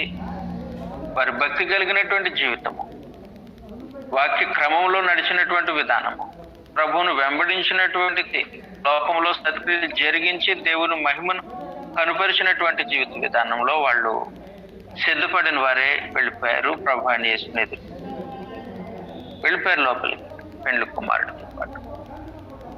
ఇవేమీ లేని బుద్ధి లేని కన్యకులు ఉన్నారు. ఎక్కడ ఉన్నారంటే లోకంలో కాదు, లోకానికి సంబంధించిన సమాచారం కాదు, దేవుని ఎరగని జనాంగానికి సంబంధించిన సమాచారం కాదు. ఎక్కడ ఉన్నారని అంటే పరలోక రాజ్యంలోనే ఉన్నారు. వీళ్ళు సిద్ధపడిన వారు కాదు, వారి దివిటీలు ఆరిపోయాయి. భక్తిహీనులు వాళ్ళు. అంటే వారు జీవిత విధానంలో సత్క్రియలను కనపరుస్తూ లోకానికి వెలుగుగా ఉండవలసినటువంటి పరిస్థితుల్లో అంధకారాన్ని లోకానికి చూపినటువంటి వారు. లోకంలో సత్క్రియలను వెలుగు ప్రదర్శింపబడితే ఒక క్రైస్తవుడు తన జీవితంలో నుంచి ఆ వెలుగులో అనేకులు దేవుని మహిమను చూస్తారు, అనేకులు దేవుని మహిమపరుస్తారు. కానీ వీరు వలన దేవునికి మహిమ కాకుండా దూషింపబడే విధంగా వారి జీవిత విధానాన్ని కొనసాగించినటువంటి వారు. మనం ఒకసారి ఈ సందర్భాన్ని ఆలోచన చేద్దాం. మత్తయి సువార్త 5వ అధ్యాయంలో మత్తయి సువార్త 5వ అధ్యాయం 16వ వచనంలో, మనుషులు మీ సత్క్రియలను చూచి లోకమందున మీ తండ్రిని మహిమపరిచినట్లు వారి ఎదుట మీ వెలుగు ప్రకాశింపనీయుడి. కాబట్టి సత్క్రియలు వెలుగుగా ప్రకాశింపబడతా ఉంటే ఆ వెలుగులో అనేకులు మనుషులు దేవుని మహింపరుస్తారు. ఆ క్రమంలో దేవుని ప్రజల యొక్క, పరలోక రాజ్యపు పౌరుల యొక్క జీవిత విధానం డిజైన్ చేయబడితే సత్క్రియలు అనే వెలుగును లోకంలో ప్రకాశింపకుండా వారి క్రియల వలన అంధకారంలోనికి దిగజారిపోయినటువంటి మనుషులు అంధకారంలోనికి దిగజారిపోయారు. ఏం జరిగింది? వారు చీకటి సంబంధులు అయిపోయారు, దివిటీలు ఆరిపోయాయి. భక్తిహీనపు చేష్టలతో జీవిస్తున్నటువంటి వారు ఎక్కడ వారు వెళ్ళు పరలోక రాజ్యంలో ఉన్నవారమో అని చెప్పుకునేవాళ్ళు.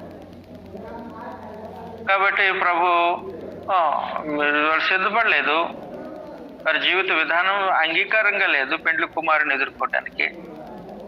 కాబట్టి వాళ్ళు విడిచిపెట్టి వెళ్ళిపోయిన తర్వాత లబద్దిబం అనుకుంటూ వెళ్ళి తలుపులు కొడుతున్నారు. మీరెవరో నాకు తెలియదు.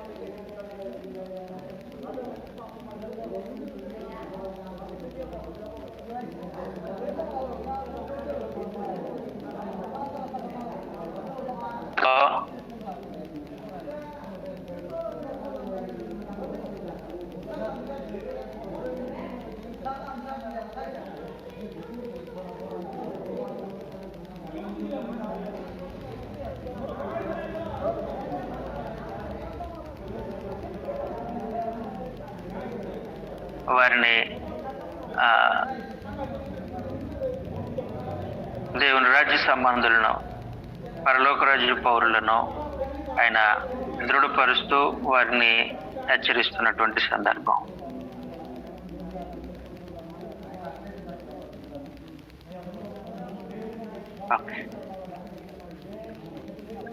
దృఢపరుస్తున్నటువంటి సందర్భం.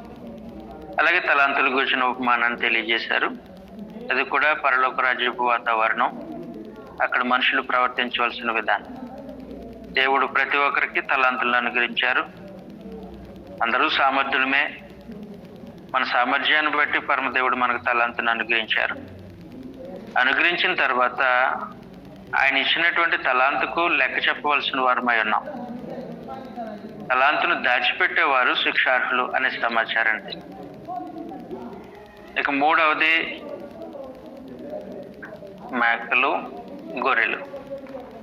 కుడి వైపున గొర్రెలు, ఎడమ వైపున మేకలు ఉంచి, ఈ మేకలు ఎప్పుడు కూడా అంటే ఇది క్రొత్తగా పుట్టుకొచ్చినటువంటి పదజాలం కాదు. దేవుని జనాంగం కాని వారు,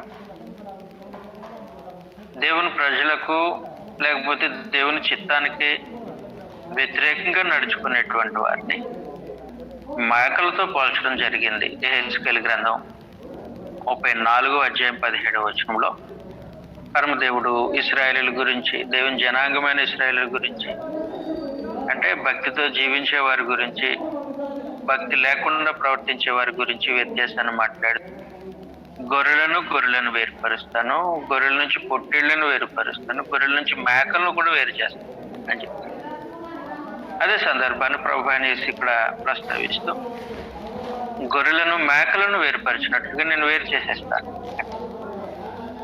గొర్రెలు ప్రభువును వెంబడించేవారనంటే తమ క్రియలలో ప్రభువును మేము ఎరుగుదుము అని ప్రదర్శించేవారు. తమ క్రియలలో మేము ప్రభువును ఎరుగుదాం అని ప్రదర్శించాము. క్రియలు చేయకుండా నోటితో ప్రభువును మేము ఎరుగుదుము అని చెప్పే వేరే ముఠ. వారిద్దరిని గురించి ప్రభు ఉపమానాన్ని తెలియజేస్తూ కుడివైపున గొర్రెలను ప్రస్తావిస్తూ, లోకం పుట్టినది మొదలుకొని మీ కొరకు సిద్ధపరచబడిన నిత్యరాజ్యంలో ప్రవేశించండి. ఆయనను వెంబడించే గొర్రెలు అవి, ఆయన మాట వినే గొర్రెలు. నిత్యరాజ్యాన్ని ప్రవేశించండి.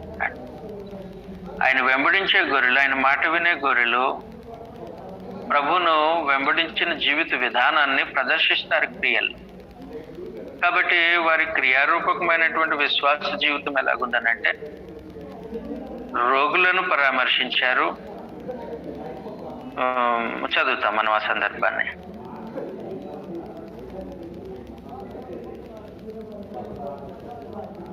ముప్పై 34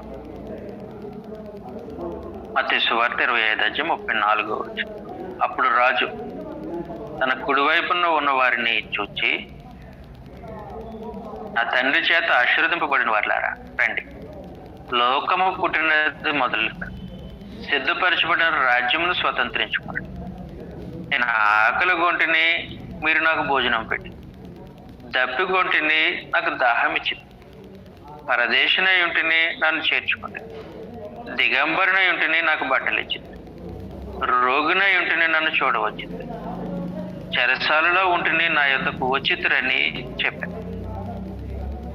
అందుకు నీతిమంతులు, ప్రభువా, ఎప్పుడు నీవు ఆకలి కొని ఉండుట చూచి ఆహారం ఇచ్చితిమి, నీవు దప్పుకొని ఉండుట చూచి ఎప్పుడు దాహం ఇచ్చితిమి, ఎప్పుడు పరదేశివై ఉండుట చూచి నేను చేర్చుకుంటుమి, దిగంబరివై ఉండుట చూచి బట్టలు ఇచ్చితిమి, ఎప్పుడు రోగివై ఉండుటేను చెరసాలలో ఉండుటేను చూచి నీ యొద్దకు వచ్చితమని ఆయన అడిగి, అందుకు రా, మిక్కిలి అల్పులైన ఈ నా సహోదరులలో ఒకనికి మీరు చేసిద్దరు కనుక నాకును చేసిద్దరని నిశ్చయముగా మీతో చెప్తున్నాను. కాబట్టి సహోదరులు ఉన్నారు, వారి అవసరతలు గుర్తించి వారి బలహీనతను గుర్తించి వారి క్షేమం కోరి క్రియలు జరిగించినటువంటి జీవిత అనుభవం వెళ్ళిపోయింది.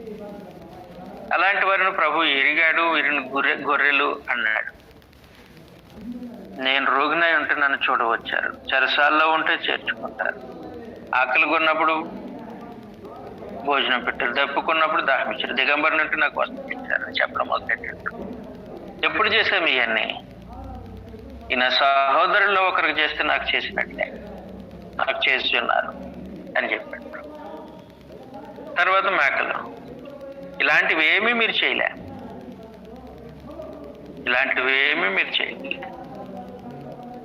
కాబట్టి మీరు నిరాకరింపబడ్డారు, ఈ గొర్రెలు అంగీకరింపబడ్డాయి అని వేరు చేసి భక్తిహీనులను నీతిమంతులను, ఆయనను వెంబడించే గొర్రెలను, ఆయన పైన తిరుగుబాటు చేసినటువంటి మేకలు, ఆయన వేరుపరిచిన వారి క్రియలను బట్టి వారు వేరుపరిచినటువంటి సందర్భం చూస్తారు. అందువలన 46వ వచనంలో వీరు నిత్య శిక్షకును నీతిమంతులు నిత్య జీవమునకును పోవద్దు. నీతిమంతులు పోయేది నిత్య జీవం, నీతిమంతులు భక్తిహీనులు పోయేది నిత్యున్నారు. ఈ రెండు గుంపులు ఎక్కడున్నాయి? ఎక్కడ దొరుకుతారు వీళ్ళు? బయట ఎక్కడున్నారు? పరలోక రాజ్యపు వాతావరణం. అందువల్ల చాలా జాగ్రత్తగా సంగతులను పరిశీలించుతూ ఉండాలని మనం చూస్తాం. 25వ అధ్యాయంలో సత్క్రియలను బట్టి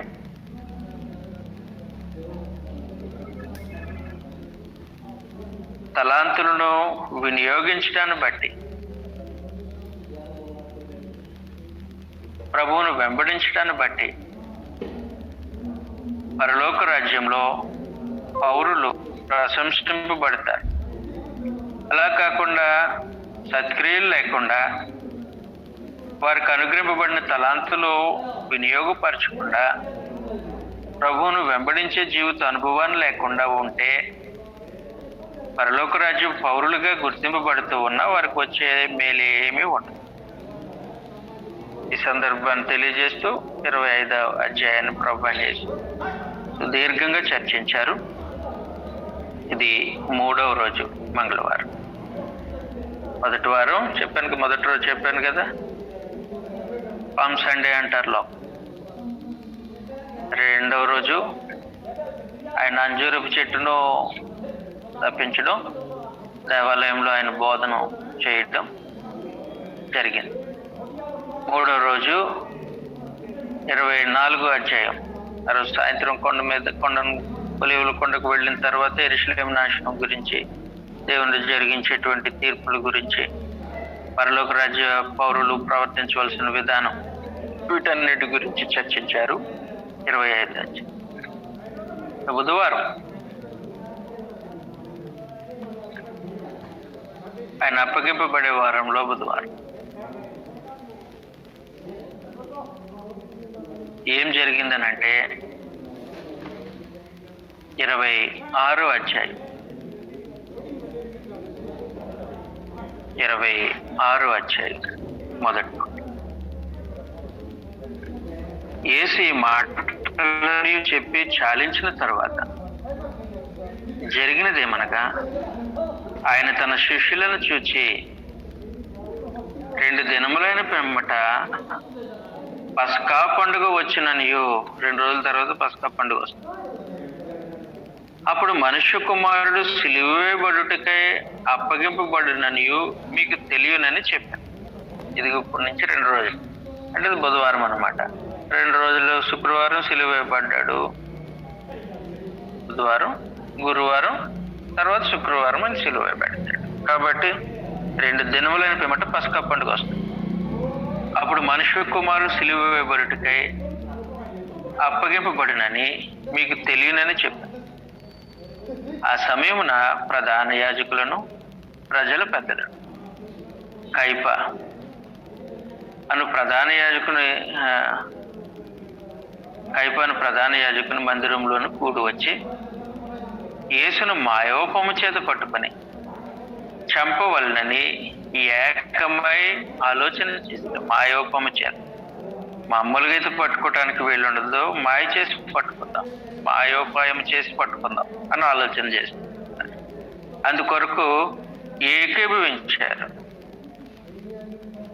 సత్యాన్ని అంగీకరించడానికి మనుషులు ఏకీభవించరు, ప్రభు అయిన యేసుని అంగీకరించడానికి మనుషులు ఏకీభవించరు.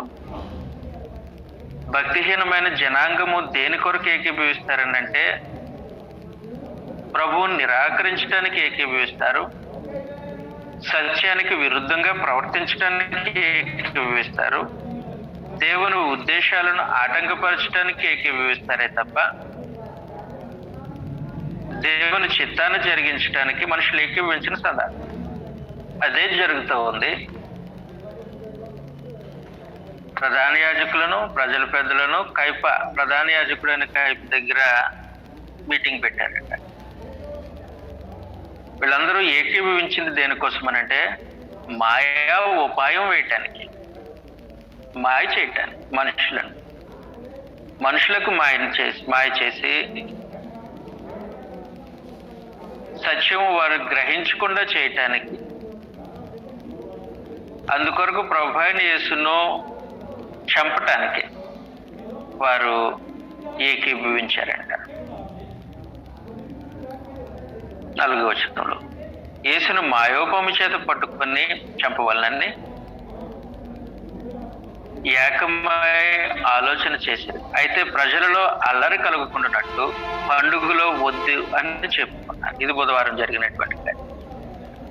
అదే రోజు ఏం జరిగిందనంటే యేసు బేతనీయుల్లోని కుష్ఠరోగి అని సీమోని ఇంటి ఉన్నప్పుడు ఒక స్త్రీ మిక్కిలి విలువ గల అత్తరుబుడ్డు తీసుకొని ఆయన ఎదుకు వచ్చి ఆయన భోజనముకు కూర్చుండగా దానిని ఆయన తల మీద పోసి శిష్యులు చూచి కోపపడి, ఈ నష్టం ఎందుకు, దీనిని గొప్ప వెలకమ్మి బీదలకి వచ్చినాయి అని.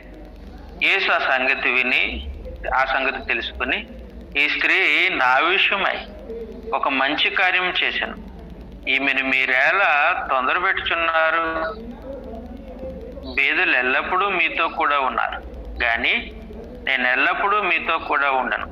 ఈమె ఈ అత్తరు నా శరీరం మీద పూసి నా భూస్థాపితము నిమిత్తము దానిని చేసి సర్వలోకమందు ఈ సువార్త ఎక్కడ ప్రకటింపబడనో అక్కడ ఈమె చేసినది ఈమె జ్ఞాపకార్థముగా ప్రశంసింపబడినని మీతో నిశ్చయముగా చెప్తున్నానని వారి. కాబట్టి కుష్ఠరోగి అయిన సీమోని ఇంటి దగ్గర ప్రభు ఉన్నప్పుడు భోజనాన్ని కూర్చున్నారు ఆయన. అప్పుడు ఒక స్త్రీ మిక్కిలి విలువ గల అత్తరుబుడ్డిని తీసుకొని వచ్చి ఆయన తల మీద పోసి బీదలు చూశారు. ఇంత విలువైన అత్తరుబుడ్డి ఎందుకు నష్టం చేస్తున్నాం, దీని మంచి వెలకమ్మి ఆ వెల తీసుకొని వచ్చి బీదలకి. అప్పుడు ప్రభు అన్నాడు, బీదలు ఎల్లప్పుడూ మీతోనే ఉంటారు, ఈమె చేసిన కార్యక్రమము నష్టం కాదు, నా భూస్థాపితము నిమిత్తము చేసినటువంటి కార్యక్రమం అని ప్రభు తెలియజేసి, ఆమె సువార్త ఎక్కడైతే ప్రకటింపబడుతుందో అక్కడెల్లా ఈమె చేసిన దాన్ని ప్రశంసిస్తారని ప్రభు వారికి తెలియజేసినటువంటి సంగతి అయిపోయింది. అదే రోజు బుధవారం ఇస్కరియోతు యూదా ఘాతకానికి పాల్పడ్డాడు. అతడు ఏం చేశాడనంటే ప్రభు అయిన యేసును 30 వెండి నాణాలకి అప్పగించడానికి బేరం కుదుర్చుకోండి.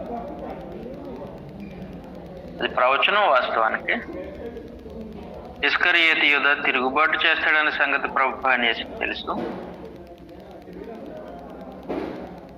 అతడు చేసిన నిర్వాహకం కూడా 30 వెండి నాణాలకి ప్రభు అయిన యేసును అమ్మివేసిన సందర్భం కూడా ఆ రోజు బుధవారం 14వ వచనంలో. అప్పుడు 12 మందిలో ఒకడును ఇస్కరియోతు యూదా ప్రధాన యాజకుల యొద్దకు వెళ్ళి, నేను ఆయనను అప్పగించిన యెడల నాకేమి ఇత్తురని వారిని అడిగాను. అందుకు వారు 30 వెండి నాణములు తూచి వానికి ఇచ్చిరి.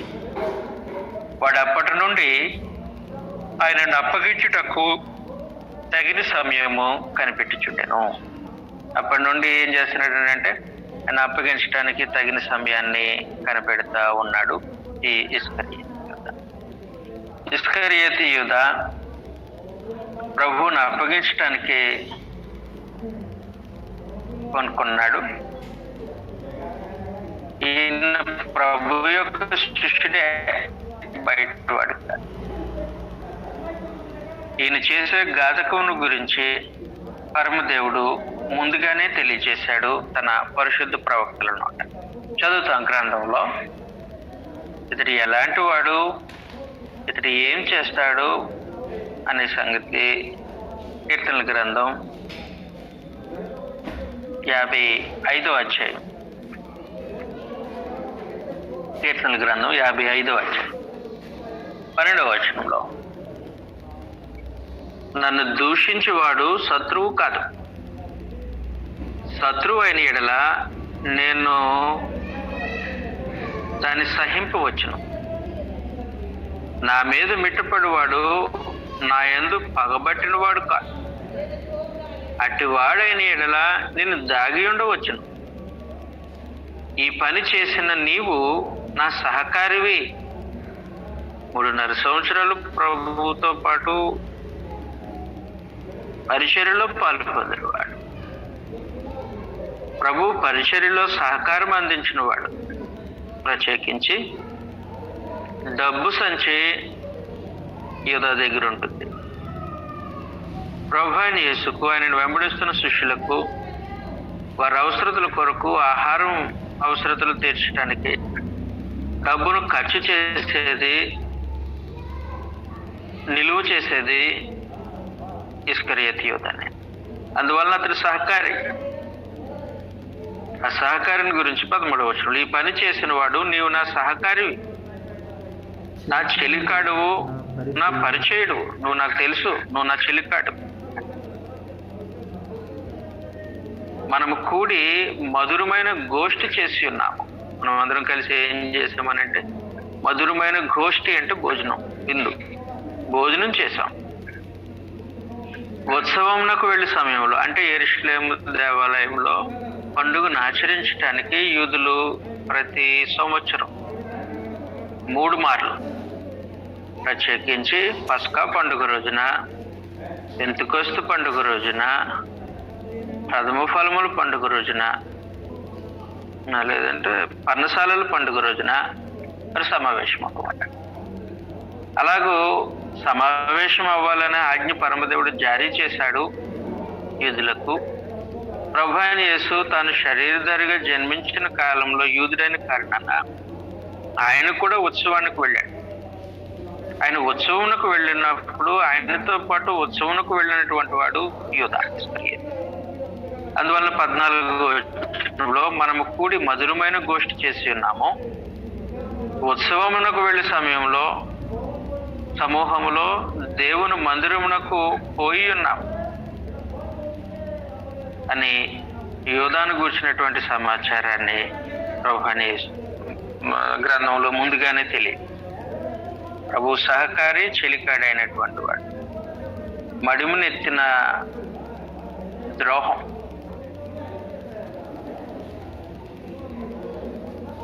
చేస్తాడు.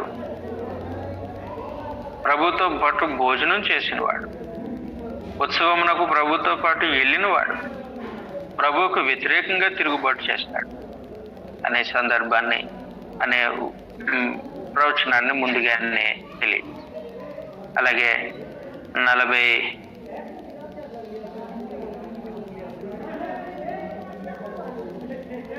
49వ అధ్యాయం 49వ అధ్యాయం కీర్తనల గ్రంథం 41వ అధ్యాయం 41వ అధ్యాయం 9వ వచనంలో కూడా ఈ యూదాను గూర్చినటువంటి సమాచారం ఉంది.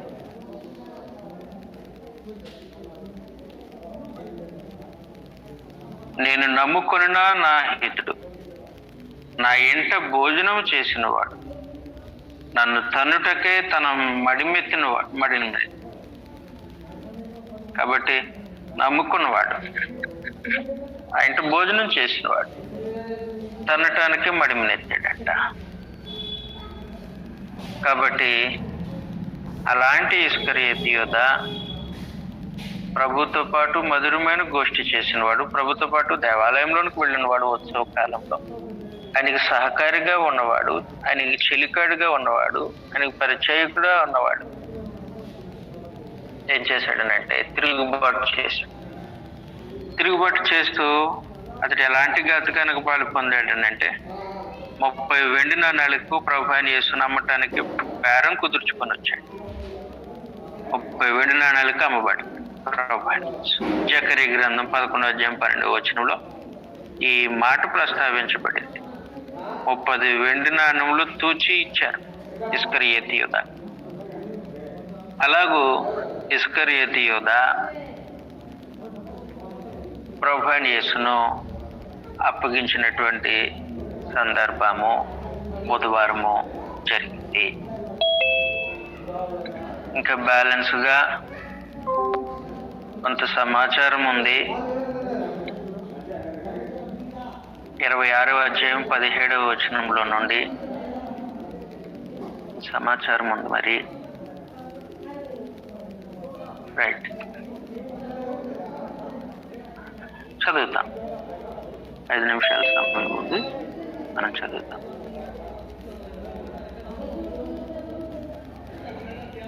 పులియని రొట్టె పండుగలో మొదటి దినమందు శిష్యులు యేసునొద్దకు వచ్చి, పస్కాను భుజించుటకు మేము నీ కొరకు ఎక్కడ సిద్ధపరచగోరుచున్నావని అడిగి,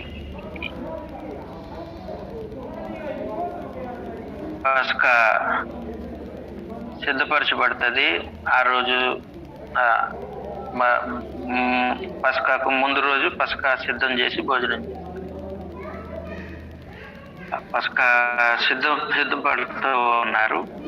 మేము ఎక్కడ సిద్ధపరచాలి అని అడిగారు. ఈ పస్కాను సిద్ధపరిచే ఈ సందర్భము లేదంటే పస్కా భోజనం గురించి ఒక ప్రత్యేకమైన పదజాలాన్ని ఇక్కడ ఉపయోగించారు. పులియని రొట్టెను పండుగలో మొదటి దినమందు అంటే పస్కాలో దేవుడు వారికి అనుగ్రహించినటువంటి నియమంలో పులియని రొట్టెలతో వారు భోజనం చేయాలి. అందువలన ఈ పస్కా పండుగకే పులియని రొట్టెల పండుగ అనే వేరొక పేరు కూడా ఉంది. పస్కా పండుగ లేదా పులియని రొట్టెల పండుగ అని పిలుస్తుంది. ఈ పస్కా పండుగ అబీబు నెలలో 14వ రోజు ప్రారంభమవుతుంది. దేవుడు ఇశ్రాయేలుకి ఇచ్చినటువంటి నిత్యమైన కట్టడ. చదువుతాం ఈ పస్కా పండుగ యొక్క బ్యాక్గ్రౌండ్. నిర్గమకాండం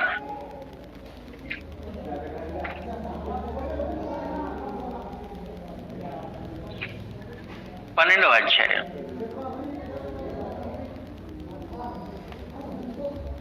మొదట నుంచి ఒకసారి మనము ఇశ్రాయేలు ఐగుప్తు బానిసత్వంలో ఉన్న చివరి రోజుకి వెళ్తున్నాం. అది చివరి రోజు. ఆ రోజు ఏం జరిగిందనంటే పరమదేవుడు మోషేతో అహరోనుతోనూ ఈ విధంగా తెలియజేశాడు. 12వ అధ్యాయం మొదటి రోజు. మోషే అహరోనులు ఐగుప్తు దేశంలో ఉండగా యెహోవా వారితో ఇలాగ సెలవు, నెలలలో ఈ నెల మొదటిది, ఇది మీ సంవత్సరమునకు మొదటి నెల కాబట్టి మొదటి నెల అది అబీబు నెల. మీరు ఇశ్రాయేలీయుల సర్వ సమాజం ఈ నెల దశమి నాడు అంటే ఈ నెల 10వ తారీఖు వారు తమ తమ కుటుంబముల లెక్క చొప్పున ఒక్కొక్కరు గొర్రె పిల్లనైనను మేక పిల్లనైనను, అనగా ప్రతి ఇంటికి ఒక గొర్రె పిల్లనైనను మేక పిల్లనైనను తీసుకు, ఈ పిల్లలు తినుటకు ఒక కుటుంబం చాలకపోనేలా వాడును వారి పొరుగు వారును తమ లెక్క. ఆ గొర్రె పిల్లను భుజించుటకు ప్రతివాడు భోజనం పరిమితి బట్టి వారి లెక్క. నిర్దోషమైన ఏడాది మగపిల్లను తీసుకొని గొర్రెలలో నుండి అయినను మేకలలో నుండి అయినను దాన్ని తీసుకుని ఈ నెల 14వ దినము వరకు మీరు దానిని ఉంచవలను. కాబట్టి 10వ తారీఖుని తీసుకొని ప్రత్యేకపరిచి 14వ రోజు వరకు 4 రోజులు వచ్చాలి. ఆ 14వ దినం సాయంత్రము పస్కా ఆచరిస్తారు. పస్కాను ఆచరించినప్పుడు వాళ్ళు ఏం చేస్తారనంటే, ఆ పస్కా భోజనము అంటే ఆ పశువును చంపి దాని అంతరేంద్రియాలు వగేరాలు తీసివేసిన తర్వాత వాటి ఎముకలు ఒక్కటి కూడా విరిగిపోకుండా ఆ పశువును నిప్పుల మీద కాల్చి, వండకూడదు, నిప్పుల మీద కాల్చి భోజనం చేస్తారు. అది పస్కా. ఆ పస్కా రోజున ఏం చేస్తారనంటే, ఈ పశువు యొక్క మాంసంతో పాటు పొంగని రొట్టెలు అంటే పొలేని రొట్టెలు, ఫ్రెష్ బ్రెడ్స్ అన్నమాట, వాటిని తీసుకొని భోజనం చేయాలి. అది దేవుడు వారికి ఇచ్చినటువంటి ఆజ్ఞ. అలాగూ ఈ పస్కా అయిన తర్వాత, ఈ పస్కా నాటి నుండి 7 రోజులు వారు పులియని రొట్టెలు తినాలని పరమదేవుడు వారికి ఆజ్ఞాపించాడు. అందుకోసమే లేవియకాండము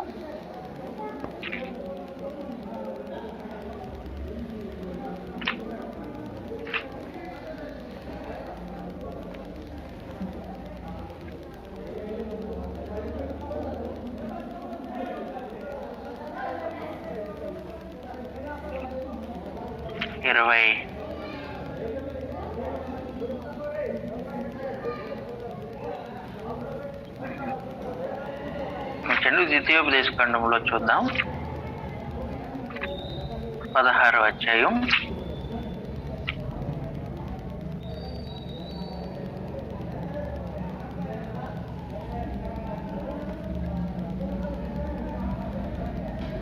3వ వచనంలో, పస్కా పండుగలో పొంగినది ఏదైనాను తిన, నీవు త్వరపడి ఐగుప్తు దేశంలో నుండి వచ్చితు కదా. నీవు ఐగుప్తు దేశంలో నుండి వచ్చిన దినమున నీ జీవితములన్నీ జ్ఞాపకం చేసుకుని బాధను స్మరించుకొనచు పొంగని ఆహారము 7 దినములు తినవలను. నీ పాత్రలన్నిటిలో 7 దినములు పొంగినది ఏదైనాను కనబడవు. మరియు నీవు మొదటి తేదీ సాయంకాలము వధించిన దాని మాంసంలో కొంచెమైనను ఉదయమునకు మిగిలి ఉండవు. కాబట్టి 7 రోజులు ఈ పులియని రొట్టెలు తినాలి. ఆ 7 రోజులు పులియని రొట్టెలు తినడం ఎక్కడితో ప్రారంభమవుతుంది అని అంటే, మొదటి రోజు సాయంత్రం అంటే పస్కాను భుజించే సాయంత్రం నుండి పులియని రొట్టెలు తినాలి. అందువలన ప్రభువైన యేసు ఆ పస్కా రోజున ఏమన్నాడనంటే, పులియని రొట్టెల పండుగ అందులో మొదటి రోజు అని చెప్పాడు అనమాట. సంఖ్యాకాండం 28వ అధ్యాయంలో కూడా రిఫరెన్స్ రాసుకొని తర్వాత చదవచ్చు. సంఖ్యాకాండం 28వ అధ్యాయం 16వ వచనం, మొదటి నెల 14వ దినమున యెహోవాకు పస్కా, ఈ నెల 15వ దినమున పండుగ జరుగు. 7 దినములు పొంగని భక్ష్యములనే తినవలను.